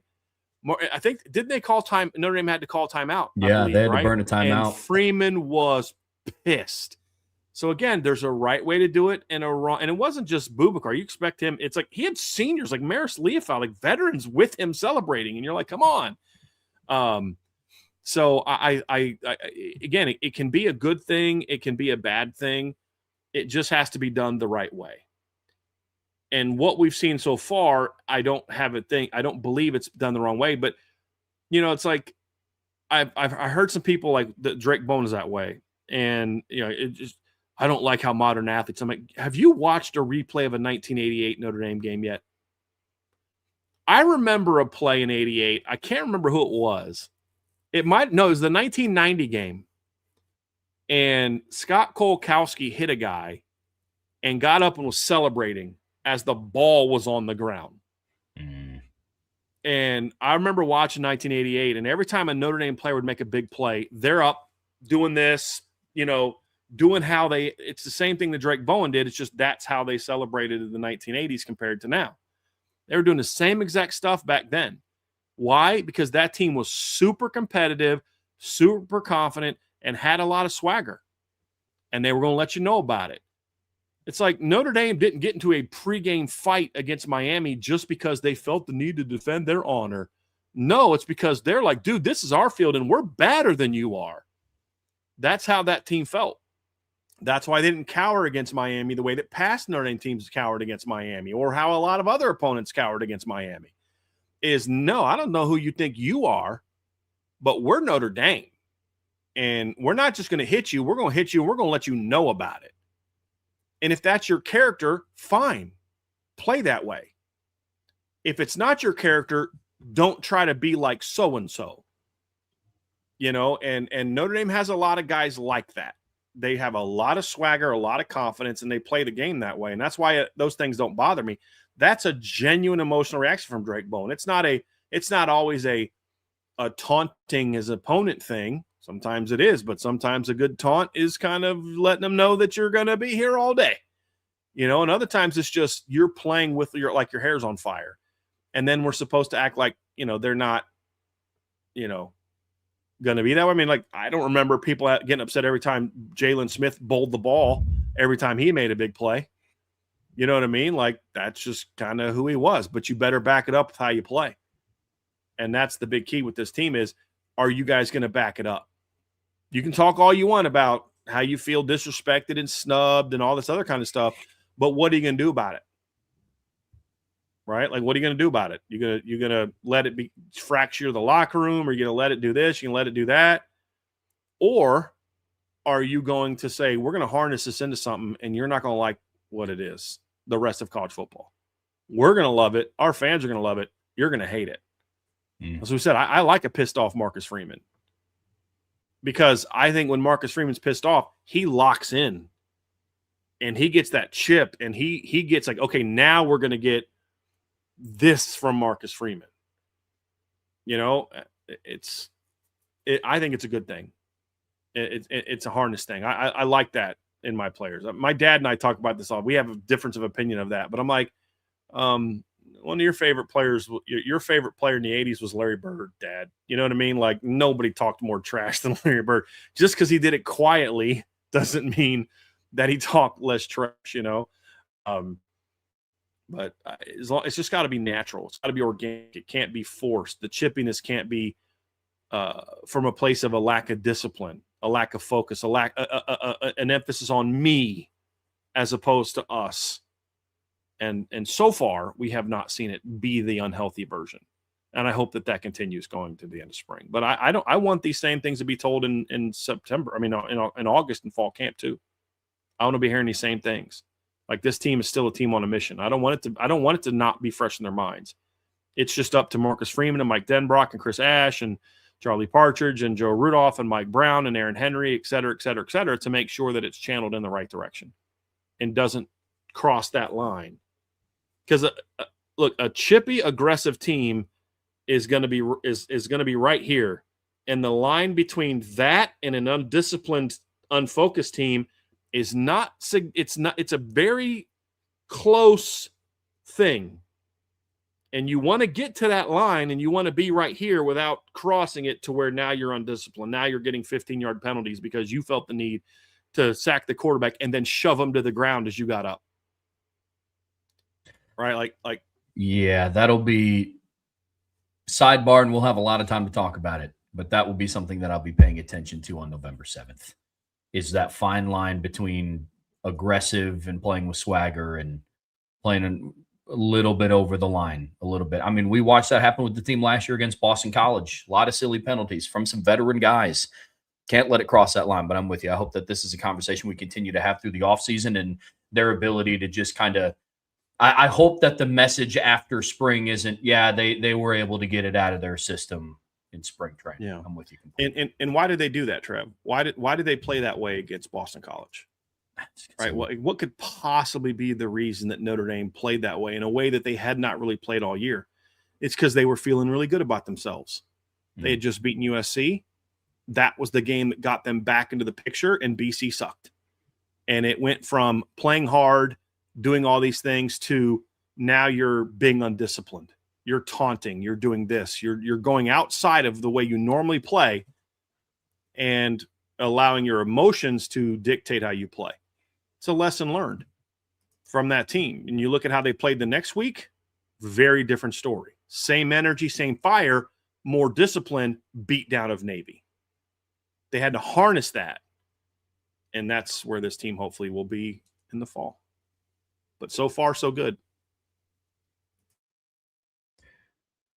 Brian, to take us home today on the Irish Breakdown podcast, brought to you by our friends over at FanDuel, we're talking a little bit recruiting, and it seems like with every passing week, really over the last month, Notre Dame has hosted some really, really big recruiting weekends, and this Saturday, I don't think it's going to be much different. They have a lot of high-octane talent coming in, and you and I were talking about it before on the phone, and it's like, hey, they kind of need to jumpstart a little bit. They got the commitment from Lathan Wissington, and the ball started to get rolling a little bit. Got a commitment from the other running back. His name is escaping me right now, so my apologies there. Isaiah Rogers. Thank you. Isaiah. I almost called him Noah Rogers, and I knew that wasn't his name. But I've been there, bro. I've been there. I knew that wasn't his name. I've been there. Yeah. But they're looking to kind of jumpstart a little bit of momentum on the recruiting trail, and with a really solid weekend like this one, and moving the needle with a lot of these guys coming in, it'd be a good step in the right direction. So what we're going to do is we're going to preview some of the guys that are going to be on campus this weekend. Some of them are must-gets. Others are top targets in the 27 and 28 class. But, Brian, before we dive into all of that, moral of the story, this has to be another big weekend for the recruiting staff and for the coaches at Notre Dame. Yeah, it is. And I kind of like the approach they've taken. We'll see if it works or not. I may like it, but it doesn't mean it's going to work. And we'll know that by the time we get to the end of the summer, when the class is basically close to filling up and they've landed commitments or not. So it's going to be very important that that this weekend go well, just like it's important that all the other weekends go well. And the group this weekend is smaller in 27 kids, and I believe from some conversations I've had, that's intentional, because they didn't want one giant weekend of recruits that they couldn't possibly give everybody the attention that they needed. They wanted to kind of have several big junior days where kids could come watch them practice, and they'd be able to spend more individual time with players. So like that first weekend, that junior day had a pretty big list of players. The second weekend, a big list, but not quite as big. But even within that, you're like, okay, there's got to be strategy to who you're bringing together when. Like the running backs, right? There was strategy to bringing Lathan Wissington, Isaiah Rogers, and Trey Segar together the same weekend. Sometimes it's that. Sometimes the strategy is we want to make sure this weekend, this guy is someone we can give a lot of attention to. And sometimes it's just about this is the only weekend we can get to get on campus. I mean, let's be real, right? Sometimes it's that. But this weekend is huge because I would argue there's at least 2, maybe 3 absolute must-gets in the 2027 campus on this weekend. And I would argue maybe even a 28 guy that you could consider a must-get. And so there's several guys that they like, but it's a 7-man 27 class. There's actually more 28 kids scheduled to come this weekend than 27 kids. But it's not so much the volume, it's the importance of the guys on campus this weekend. And if you get some of these guys from the 27 class that are on campus this weekend, if you get some of those guys, this class is going to be really, really good. And to me, it really starts with, there's a couple guys on campus this weekend, Trev, that I think are must-gets. And what is a must-get? What defines a must-get? It's like with a lot of things. You can overuse that word. A must-get means this guy is imperative to your ultimate success in one way or the other. One is, it could be it's a position of need and he's your best guy on the board and you've struggled at the position, and so this is a must-get. Sometimes it's, this is a guy that could really be a program changer, and there's reasons why you are in a good position here, and you've got to get him. Sometimes it's, man, you put all this effort into this kid, and you had him. You got to close the deal. There's different reasons why it's must-gets. When I look at the kids that in this class that I view at the very top is of the must-gets, and you could make a case for a third, and I'll state that here in a second. But when you look at Julius Jones Jr. and Leighton Von Brandt, they're absolute must-gets. And we'll start with Julius Jones Jr. He is a must-get to me, and none of it has to do with his dad. None of it. It has to do with him. Now, does his dad, being a former Notre Dame great, a guy that we've talked about on this show before, Julius Jones, and the conversation we've had about how great he was, and the some of the what ifs, like what if Julius Jones Sr. would have played behind like the 15-0 line or the 17-0 line or the 12, you know what I mean? Those are fun conversations, but it has nothing to do with that. It has to do with, take the name aside, this is the kind of player you have to get if you're going to take your program to that next level as just a program, and then also more specifically your receiving core and then offense. Because you're still not getting enough players like Julius Jones Jr., who I think is a borderline 5-star player. And the only reason I say borderline is because I don't give out a lot of 5-star grades off of junior film. You know that. I just don't do that a lot. But Julius Jones Jr. has everything that you want. He comes from Florida, right? A state you want to have more impact in. He's a kid that is absolutely a fit for your institution. High academics, high character, attitude, swagger, talent, very academically, or like all the things that you say that, oh, you got to lower your standards to get elite kids. This is another example of, no, you don't. You just got to convince them that this is a better place for them than Oregon or Miami or whatever, right? Like, that's the key. You need more game changers, right? We'll have some conversations in the summer about game wreckers, right? We do every week before a game, we talk about, who are the game wreckers for this week. This is a game wrecker. And this is a kid that's got the ability, as from a speed and a route running and a ball skill standpoint, to be an elite vertical player. This is also the kind of game wrecker that you throw him a screen or a slant or a hitch, and he can do something with it. It's elite. I talked to my you guys know Brian Smith, good friend of mine, and Brian knows Julius very well. And he was at a 7-on-7 this summer, was it the summer? Or I think it was the summer. Might have been this winter. I forget when it was. We've had a lot of conversations. But he's at this, and there's a lot of big-time players there. And he's like, dude, Julius was unguardable. Like, just nobody could guard him. And you're like, what's a 7-on-7? Yeah, but pop in the film. It's the same thing on film. You know what I mean? Like, this is a difference maker. And he's the kind of player they need to get more of.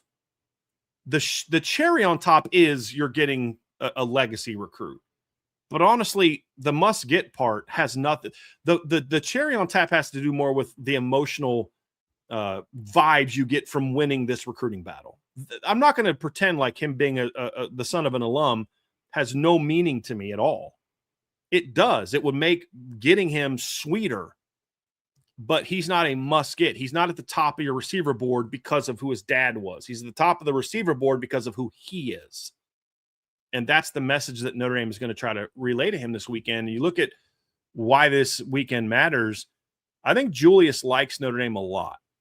Likes Oregon, likes Miami, but I think he likes Notre Dame a lot. But there's a concern. The concern is I'm a running back. I'm not a running back like my dad. If I was I truly believe if Julius Jones Jr. was a running back, he'd have committed to Notre Dame a while ago.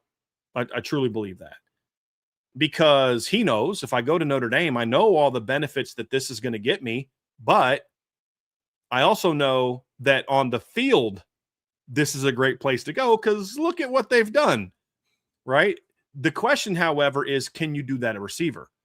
Well, Oregon has to show that as well. I've talked about this, but the perception with Oregon is different. They haven't put Notre Dame in the last 10 years has put more receivers into the NFL than Oregon has. But Notre Dame's are a little bit less recently. That's going to change a little bit with Malachi Fields. But if you're Julius Jones Jr., you don't look at Malachi Fields and be like, see, he did it, I can do it. He's 6'4", 220. I'm 5'11", $180. You know what I mean? Like, we're different players. And so the pitch to him has been, or the sell to him has been like, no, you can be that type of impact player here. We did it this way because we had Jeremiah. And because we had Riley in 2024, we're going to build around our best players. But this is my ultimate goal. And so, Mike Denbrock has taken Mike Brown's done a very good job here, but he's an important recruit. So, like, Marcus Freeman's involved. Mike Denbrock's very involved. But the message from Mike Denbrock is, go look at what we did at LSU. That's what I ultimately want to do here, which is why we recruited C.J. Carr. It's why we recruited Noah Grubbs. It's why we recruited Teddy Gerard and not run-throw guys. Because we want to be this offense. That's why we haven't recruited the next Riley Leonard to Notre Dame. We did what we needed to do because Riley gave us the best chance to win in 2024. But if you look at what we're doing moving forward, we're getting throwers. But he's got to see it. It's one thing to say that. So being able to – we talked a lot about the receivers earlier, Trev, and the pass offense has been very aggressive this spring. They're making a lot of plays. He needs to see that in person, in my opinion, for them to really make a big move. And that's why it's important that he's going to be on campus this weekend. And I don't know when he's going to be on campus. So I don't know if he's going to see Friday and Saturday's practice or just Saturdays. I don't know the answer to that. But it's imperative that Notre Dame make that move on him, because this weekend is going to determine if you can put yourself in a position to ultimately get him at some point in time down the road.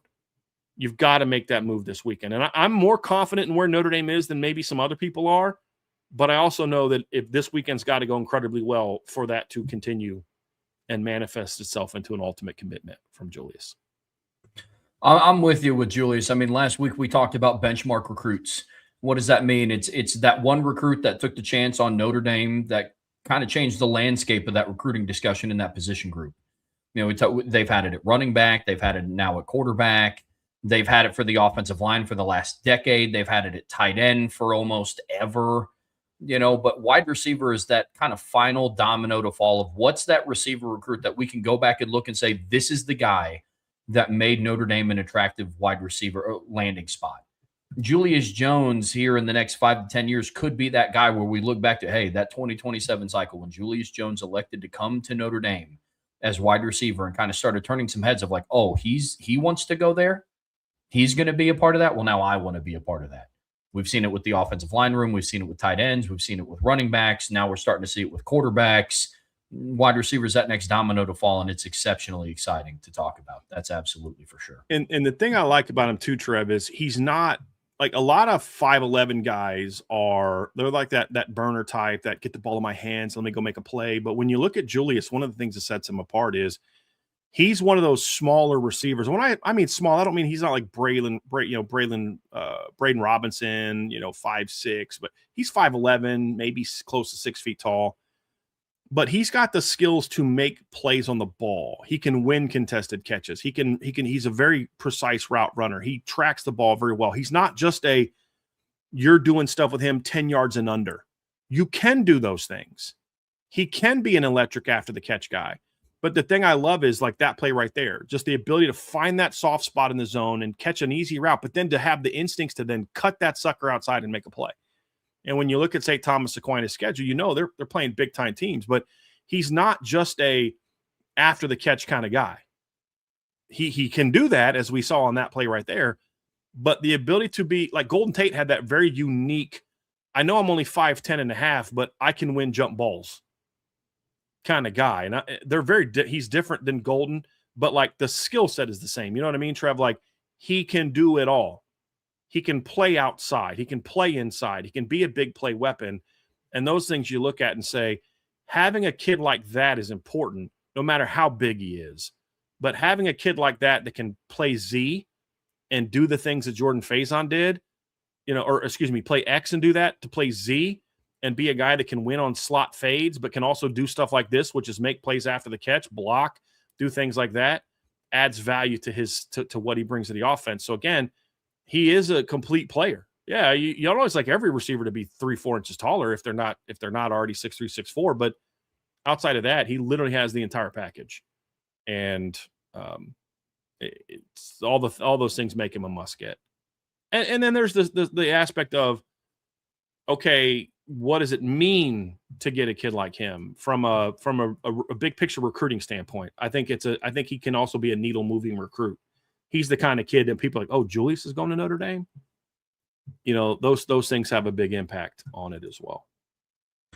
Agreed. I'm with you completely, but he's not the only kind of must-get player for 2027. Leighton Von Brand, an offensive lineman from Delaware, is also going to be on campus this weekend, and he's another player that just continues to elevate this 2027 recruiting class.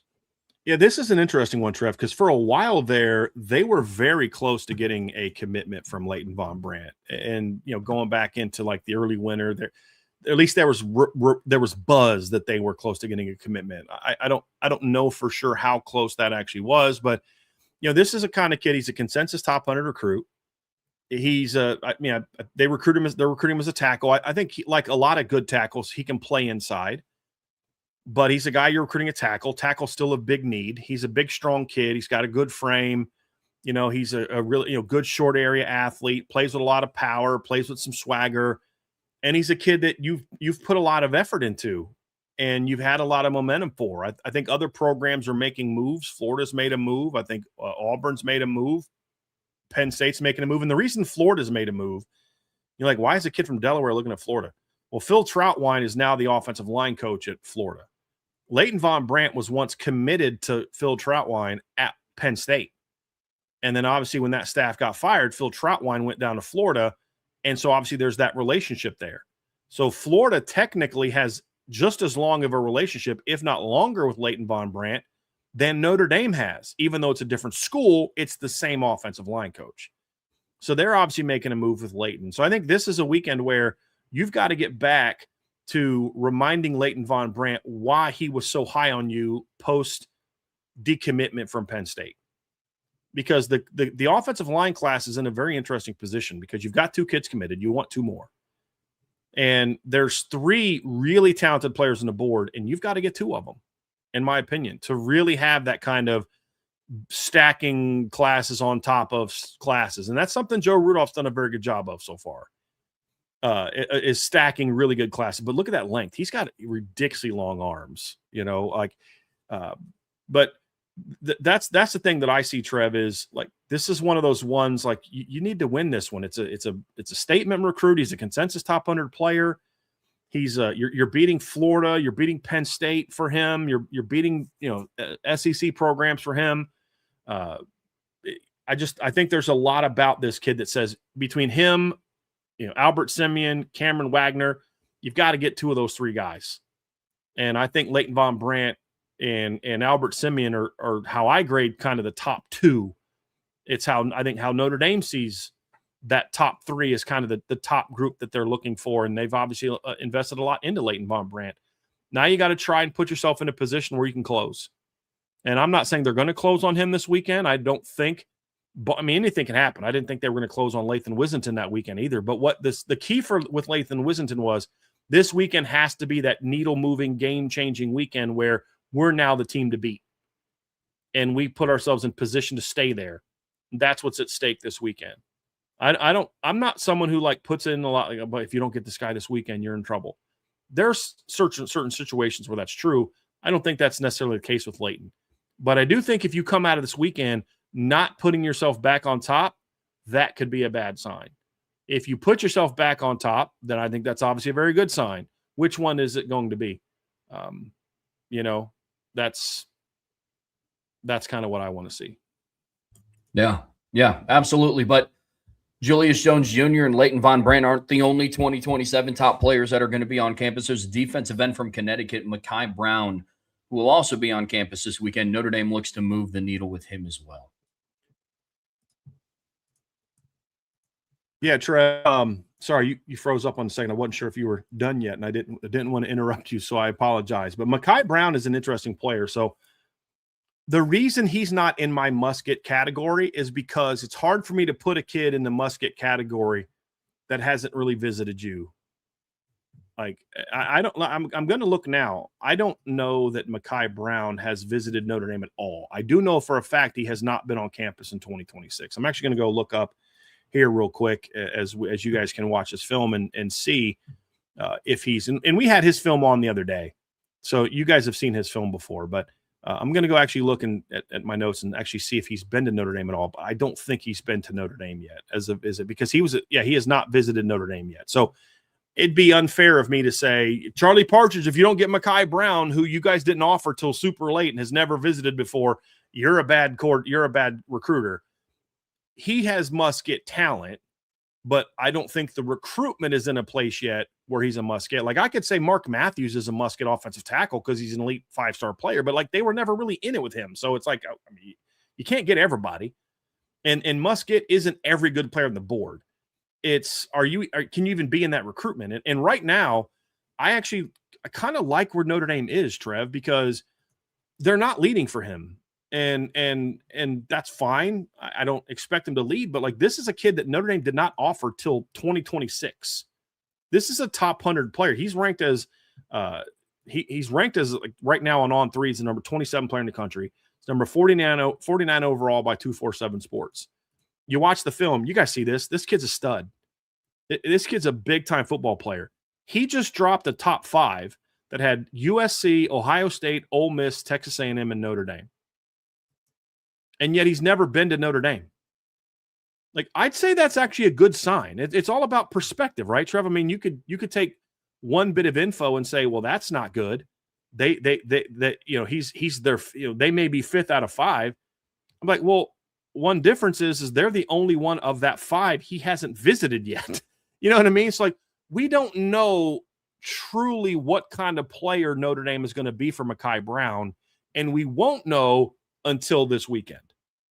And so that's why he's not on the must-get list for me, because it's just unfair to put a kid that's literally never visited campus as a must-get unless his name is like Brady Quinn Jr. and he's not just named Brady Quinn, but he's actually Brady Quinn's son. That's like, okay, dude, he's the best quarterback in the country. He's Brady Quinn's son. I don't think Brady Quinn even has a son. Doesn't he have all daughters so far? But you get the point that I'm making, right? If the number 1 receiver in the country was Tim Brown Jr., then yeah, you gotta get that guy. If it's Tim Brown's kid, he hasn't visited yet. You get the point that I'm making. I'm being a bit silly and hyperbolic, but it just would be unfair to me to criticize the staff for not being in a better place with Mekhi Brown when he's never been on campus. And the current staff is the one that offered him. They didn't offer him before. So I think you could evaluate, like, why did they wait so long to offer him?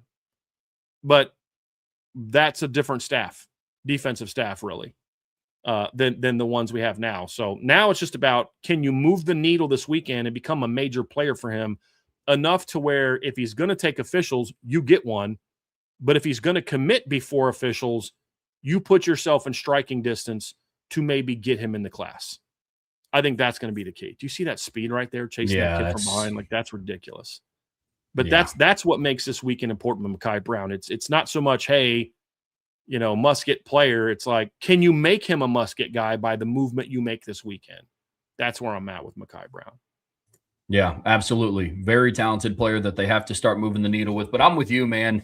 It's either a glass half full or a glass half empty conversation, depending on who you talk to. It's like, he hasn't even been on campus yet, or Notre Dame has made their top 5 and he hasn't yet to be on campus. Right.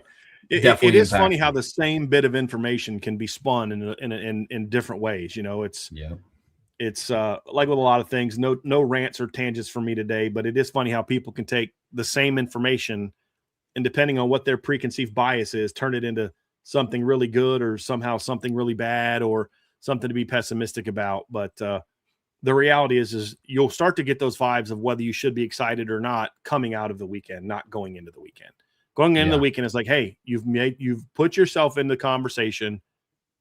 Now it's time to make your move, right? Like that's where Notre Dame is. They're just kind of, if you think of a race, like they're just kind of coming along. They haven't hit their stride yet. Now you're turning that last corner to 400, right? And now you make your move, right? We're coming out of the last turn. Now I make my move. Now I close. Because it doesn't matter if you're trailing after the first 100, the second 100, the third 100, if you're winning at the end of the fourth 100. It also doesn't matter if you're leading after the first 100, you're leading after the second 100, and you're leading after the third 100 if you're not leading at the end of the fourth. Yeah, that's the reality, and that's why this weekend is so important for Notre Dame. I'm with you. No, I'm with you completely. Brian, who's another player in the 2027 class that is going to be on campus that we should really be keeping our eye on? Top guy. So there's a couple other 27 guys on campus, Trev. One is a bit of a surprise this weekend, and that's Osani Gales, who is he was supposed to come in a couple weeks ago, didn't make it. Weren't sure if where his interest level was with Notre Dame. Does he really like the program? Is he going to make a visit? He wasn't on the original visitor list this weekend. That's been updated. He's actually in town now, and he'll be here till tomorrow. So he'll get a chance to see the Friday practice. And this is an interesting one because he's a very talented player. It was kind of hard to know exactly where Notre Dame was with him because he, like you said, he hadn't been on campus. He's an IMG kid. He's originally from California. It was kind of hard to know where they stood, Trev. And he's got an impressive offer list, and he's a talented player. He's kind of made the rounds this spring, but it's like if he doesn't visit, then I can't really spend a whole lot of time getting excited about the kid if he's not on campus. And so, he's very high on Bama, high on USC and all these things. And it's like right now, I don't think Notre Dame has a great shot at him, but that's why this weekend is important. Like you're still trying to fill out this receiver class. You have nobody committed. You're trying to get at least 2. You'd like to get 3. Could they go to 4? It depends on what happens with the current roster and who that 4th guy would be, right? Like if you have 3 guys committed and all of a sudden, a stud like a Julius Jones Jr.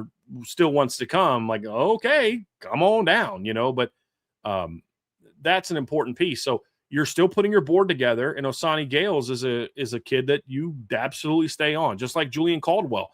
I didn't have much of a shot with Julian Caldwell till he got on campus and fell in love with Notre Dame. Now, I don't know that they're going to get Julian Caldwell. He had a great visit to Oregon. Texas is still a major player. Texas Tech's still a major player. But you put yourself in the fight with that visit, and that's what they're hoping to do with Osani Gales this weekend. Good. It's all good signs, and glad to hear that he's already in town and has the opportunity to see practice. Another player that hopefully is going to have the opportunity to see practice this weekend is an offensive lineman, Luke Starcevich. Am I saying that last name correctly? Starcevich? I think so. But he's from North Dakota, and he's a player that Notre Dame looks to make another just big step forward with. He's a very interesting player, Trev. And I mean, up until a couple days ago, I wasn't even sure how high he was on the board. He's a tight end, defensive end. That's, some schools are recruiting as a defensive lineman. Notre Dame is recruiting as an offensive lineman. They really love his athleticism. They love the frame.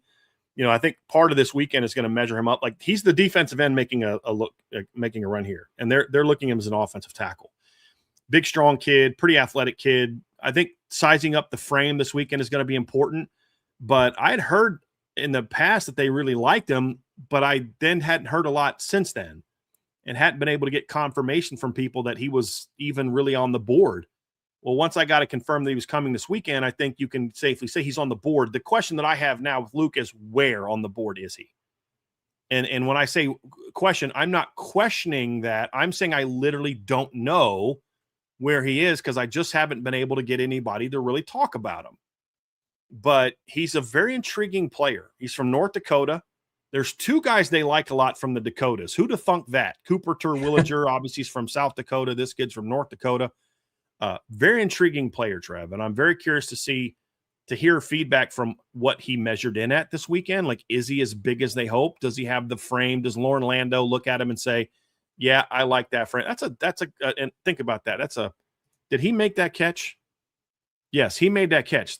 Like, that's an offensive tackle prospect making that diving catch for a touchdown up the seam. So, I thought it was, but I was like, did he pass block on that particular play? But you can see the athleticism, Trev. The question is, can he get big enough and strong enough and still maintain some level of athleticism if he moves to the offensive line? So that's what I think is very interesting. Or does he have the type of body where you say, you know what? We don't think he can grow into an offensive tackle, but we think he could be a true Y in our offense, where we only think he can really only get up to 265, 270. So we'll bring him in maybe as our second or third tight end in the class. I think that might be part of the valuation too. But I do know that there's a hope that he could play offensive line. Now the question is, does he want to play offensive line? At least enough to come on this visit. But I think that's going to be part of his ultimate decision, is what position does he want to play will determine where he goes to play, because not every school is recruiting him to play the same position from what I'm told. So we'll see how that plays out. But there should be some clarity about where he stands this weekend, Trev. Good deal. Certainly that. Now, a couple other 27 kids on campus this weekend, Trev. There's a young man named Greedy James. If you're on the message board, you're familiar with Greedy. Brian Smith had an update on Greedy. Brian was down at a 7-on-7 event this past week. Not this weekend, but I think the weekend before. Maybe it was this past weekend. They all bleed together, Trev. But Brian got a chance to see Greedy in person. Had some things to say about him. He had some good comments to say. Had some video that he's tweeted out. Likes Greedy as a player. He's a very underrated guy, 3-star player. Not a very highly regarded player, but clearly a guy that Notre Dame like. He's committed to Texas. He's scheduled to visit he's already got an official visit scheduled to Notre Dame for the summer. They were hoping to also get him on campus this spring.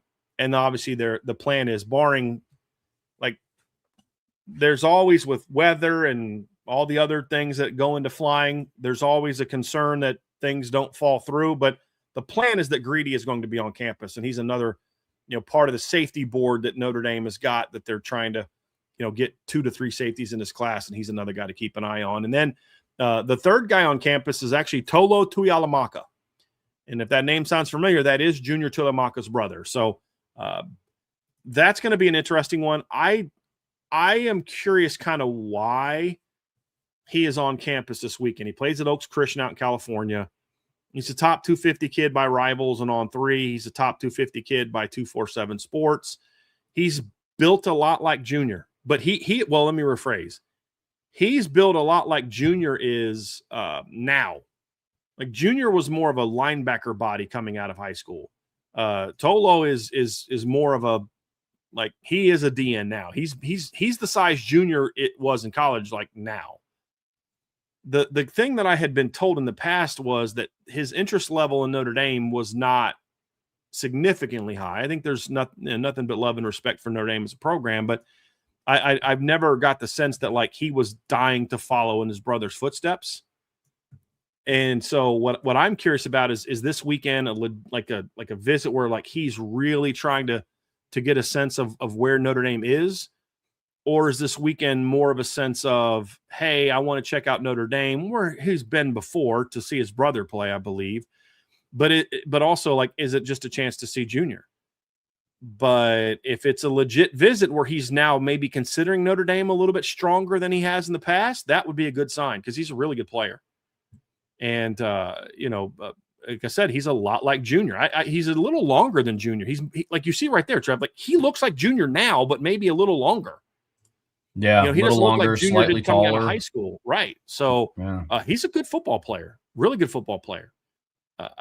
I'm curious to see what the vibe is coming out of the visit. Like, are they a legitimate player for him coming out of the visit, or is kind of what I've been told before? He likes Notre Dame, but I don't know that it'll be enough to where he wants to kind of be the next Tuihalamaka to come to Notre Dame. That's the uncertainty for me. And I say that uncertainty as in I don't necessarily know the answer. I know Oregon's high on him, A&M's high on him. He's like a lot of these kids making the rounds this summer to different places, but we'll see if Notre Dame can make a move this weekend with him as they look to fill out there. I do think Notre Dame would like to bring in a 3-man defensive end class, and I don't think there's a lot of people that would be upset if Tolo was a part of that. There wouldn't be a lot of upset people. He's a good football player. I certainly wouldn't be upset about it. This is my first time seeing his film. It's impressive. I'm with you. Yeah, it's a good player. Brian, I know that we haven't talked a lot about him, Trev, because like what I was told was he just didn't have a ton of interest in Notre Dame. Sure. So there was no reason to really talk about, the fact that Junior's got a brother who's a pretty good player because the interest level wasn't really there. So I was happy to see that he wasn't a guy that until today I even knew was going to visit this weekend. So it's a, potentially good sign, but we'll know more coming out of the weekend. Now, I know the 2027 class isn't the only recruiting cycle that's going to have players on campus this weekend, Brian. I know that the 28 kids, the 28 class, there's also going to be a handful of players on campus as well that they're looking to make some pretty good strides with. Yeah, there are. And some of the kids that are on campus this weekend, Trev, are more like down the line, we're just trying to evaluate. There's a lot of kids you're bringing in the spring that's an evaluation type of thing. You want to let them get to know the program. They're not necessarily guys that you're on the verge of offering or guys that you're like, okay, we're going to make a move. One really good sophomore that's going to be on campus this weekend, and I'm curious to see how Notre Dame handles it, is Andre Jones, who is the brother of Julius Jones Jr. And from what I understand, Notre Dame is trying to be real careful with that recruitment because they want to make sure that Andre, if they move on him and really push that recruitment, that he understands that, hey, we're recruiting you because of what you bring to the table, not because we're trying to use you to get your brother. And I respect the fact that Notre Dame is kind of doing that because there are some schools that are kind of that are not necessarily doing it that same way. So he'll be on campus this weekend. But a really important recruit that's going to be on campus this weekend is – sorry, Trev, I meant to add the photo or the video in there. Instead, I took you down instead of putting that up. But first kid that I want to talk about on campus this weekend is a really talented 2028 tight end named Theo Schott. Now, Theo is an Indiana kid, but I don't think there's going to be any hometown discount, so to speak, with him. He's a national recruit, Trev. And you and I have watched his film before and looked at him before. He's a really good football player. And I've told you guys before, the 27 class and the 28 class are both loaded at tight end. And you've got one of the better ones in the country in your backyard. This is a really good football player, Trev, and a guy that Notre Dame is likes and wants. There's no question about it. And there's obviously a really good player in Illinois named Jack McNamara. There's a lot of really good tight ends. Trey Euler is a kid, I think, from Oklahoma.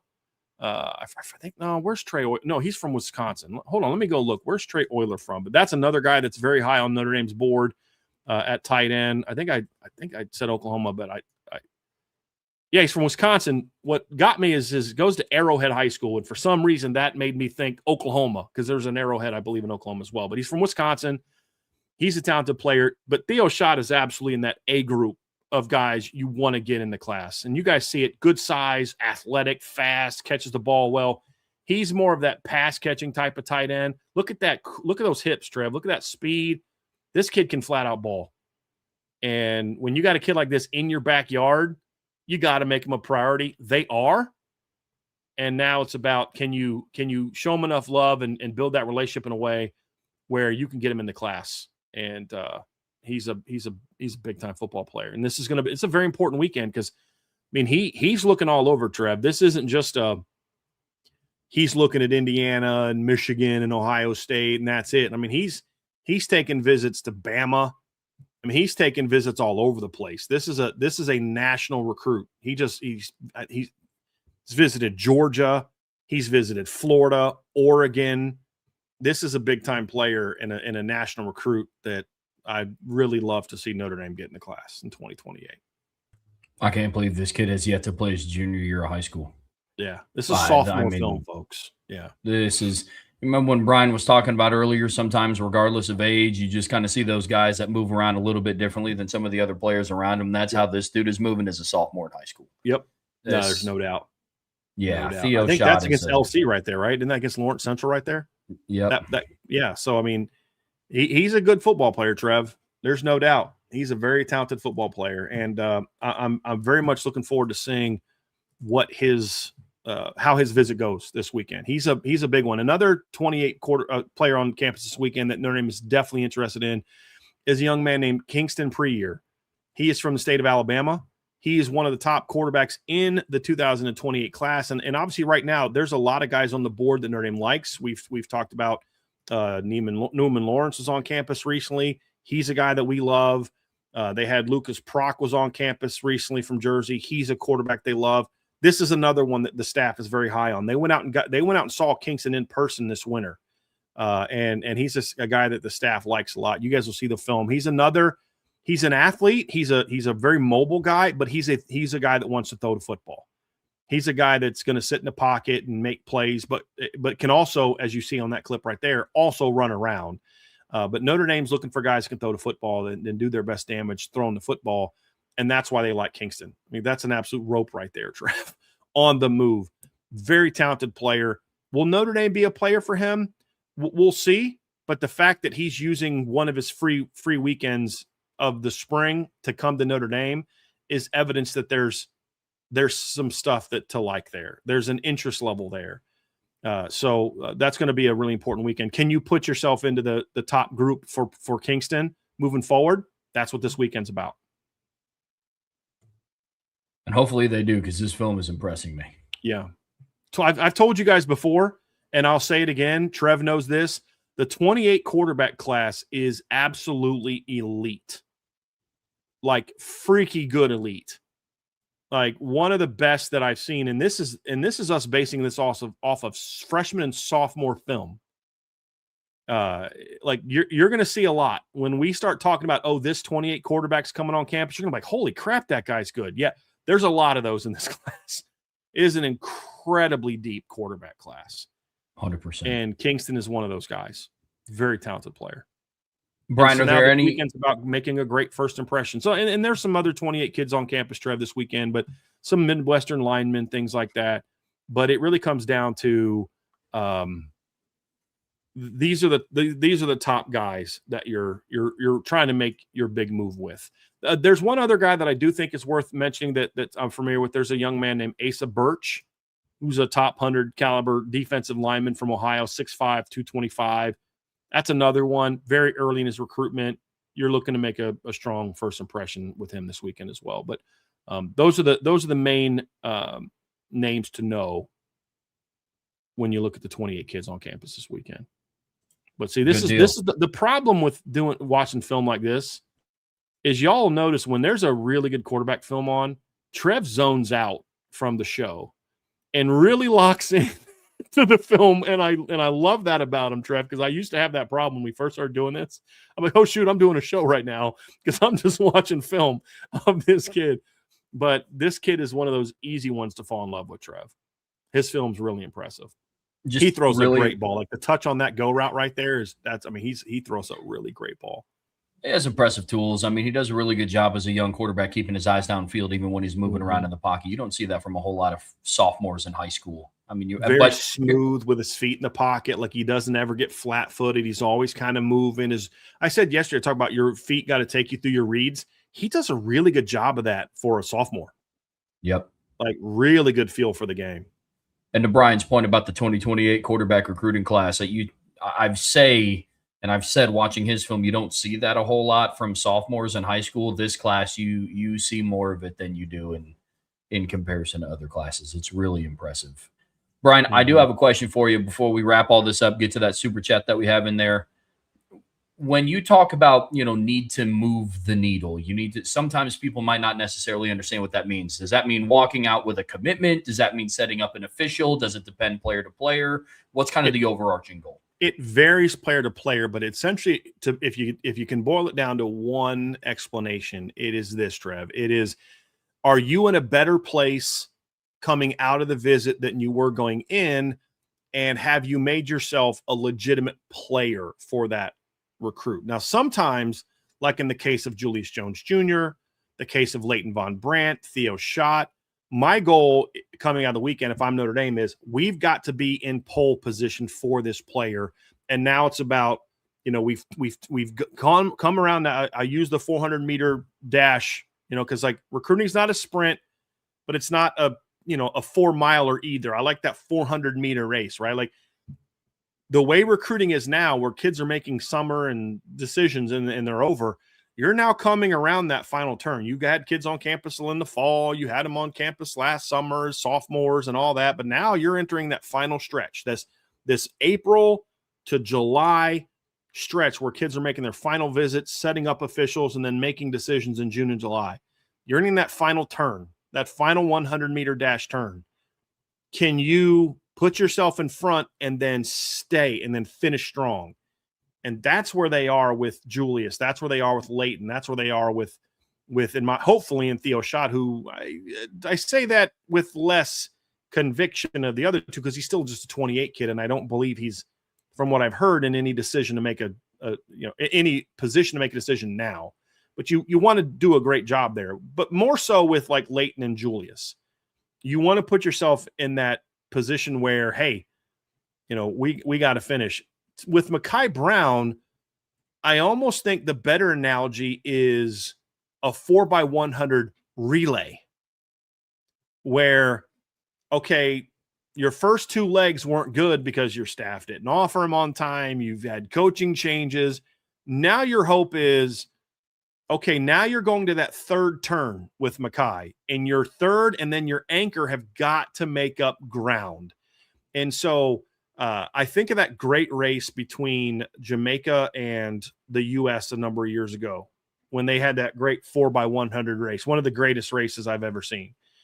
And I think like the U.S. got off to a good start, if I remember correctly, but it was that last leg where that third guy had to put them in position where Usain was going to put it away, right? Usain Bolt was going to put it away. That's where you are. You've kind of fallen behind your first two legs of this. Your third guy's got to make that close to where your anchor can now go win it for us. With Julius and Leighton, they're turning the corner on that final stretch. With Mekhi, this is that third leg. But if you don't make up ground in that third leg, I don't care how good of a runner you have, Usain Bolt's not catching that guy when he's 30 meters in front of you. Their anchors from the U.S. is 30 meters in front of you. You get what I'm saying? Like, so it's put yourself in striking distance to where when you get to that final close, which for him, for your hope, for your purposes is hopefully that July visit, that's when you're trying to close on him. So it's different for every player. But it's like if we were fifth coming out, we want to be third going in. If we were fifth coming in, we want to be third going out. If we were second coming in, we want to be number one going out. If there was some uncertainty of this, we want to make a move to where we're now in that pole position. That's what happened with Lathan Wissington. He didn't come into that weekend thinking, if I really like this, I'm going to commit to Notre Dame. But they had such a great visit. They moved the needle to such a degree that he says, hey, I know my plan was to do this, but I want to be at Notre Dame, and I know they're not going to wait on me. I'm making the move now. So it's different for every player. And sometimes that move in the needle can be even more than maybe what you expected. Like I'll use Mekhi Brown's example. We're talking about like you want to get into that where you got a puncher's chance down the last couple months of landing him. Okay, but if you move the needle so well that like now you're the team to beat. That's not the expectation, but sometimes that can happen. And then other times it's just, look, it's very new. We just want to get the kid in a position where he wants to come back again. So it does vary from player to player. And the urgency with which you need to move the needle also varies from player to player, depending on what kind of time frame are we talking about these kids wanting to make decisions. Makes sense. I appreciate the insight. Thank you, sir. Thank you very much. I do know we have a super chat, Brian, before we do get out of here today. Okay. Get that pulled up here real quick. From ICURN with Irish Luck. Appreciate the super chat. He says, when I look at Knapp, I see Elijah Vera Tucker. So, it's funny. He was a kid that Notre Dame recruited coming out of high school, and he ended up going to USC. And I believe wasn't he a first-round draft pick? I'm trying to look that up right now. I thought Elijah Vera Tucker was a first-round draft pick. But there's a couple things that I like about this comparison, too, is he was not a super highly ranked recruit coming out. Yeah, he was the number 14 overall draft pick in the 2021 NFL draft. I'd have to kind of give myself a refresher on Elijah. But I remember coming out of high school, Elijah being a kid that was a pretty good athlete, pretty tough kid. I'd have to go back and watch the film again. I may recant this statement later, but from what I remember of Elijah, I think that Anthony might have even a little bit more power. And similar body type, similar size, like tackle. He could play tackle, but probably a better interior guy. That kind of thing, Trev. So I can dig that. He measured in at 6'4.5", 308, had 32.25-inch arms. I'd be willing to bet you that Anthony Knapp has a lot better arm length than people think that he does. I'll be shocked if Anthony Knapp's not 33 plus, if not close to 34 when he finally goes out and gets measured from some things that I've been told. I think he's at least 33. But I wouldn't be shocked if he's around 34 when it's all said and done. Length has never been, in my opinion, Anthony Knapp's problem. It's just he's just not comfortable in space, And I was having this really good conversation with somebody on a private message, and he was talking about I think the size might have something to do with him not being comfortable. And the thing I've said is he's the same size as what Robert Hainsey Jr. and Zach Martin were, and they were perfectly fine playing in space. It's not so much, and I've seen guys that are 6'7", 320 who are athletic, who just aren't good in space. They can't handle counter moves. They can't judge the speed properly of moves. They're just not comfortable playing in space. That's why some guys are better at nickel than they are playing outside corner, because at outside corner, you're more on an island. Where at nickel, you've kind of got people all around you. And some guys just aren't comfortable on that island. Same thing at tackle. Some guys just aren't comfortable playing in space. And I think Anthony's solid there, but I don't think he's ever going to be elite there. I think he could be elite inside. And we'll see. But look, I think Elijah, like I said, first round draft pick, highly decorated. If that's what he turns out to be, then shoot, I'll take it. If Anthony Knapp ends up playing like a 14th overall pick in the NFL draft, let's do it. Let's do it. I can dig that. Yeah, you'll see no complaints on my end if that's what Anthony Knapp turns out to be. Heck no, man. Heck no. I think he was like 3-time all Pac-12, all that kind of stuff. Thing that sucks about him is his senior year basically got ruined because it was in 2020. And he was in the Pac-12, so we only saw him like half a season, which kind of sucked. But super chat from Black Irish 864. Good show. Thank you, Chris. I appreciate that, my friend. Very much. Very much appreciated. Well, folks, that's going to do it for us here today on the Irish Breakdown Podcast, brought to you by our friends over at FanDuel. I believe Vince is still on vacation and Sean Stiers is also out. So I don't think there's going to be an evening show tonight. So no evening show the rest of the week. They're off till Monday.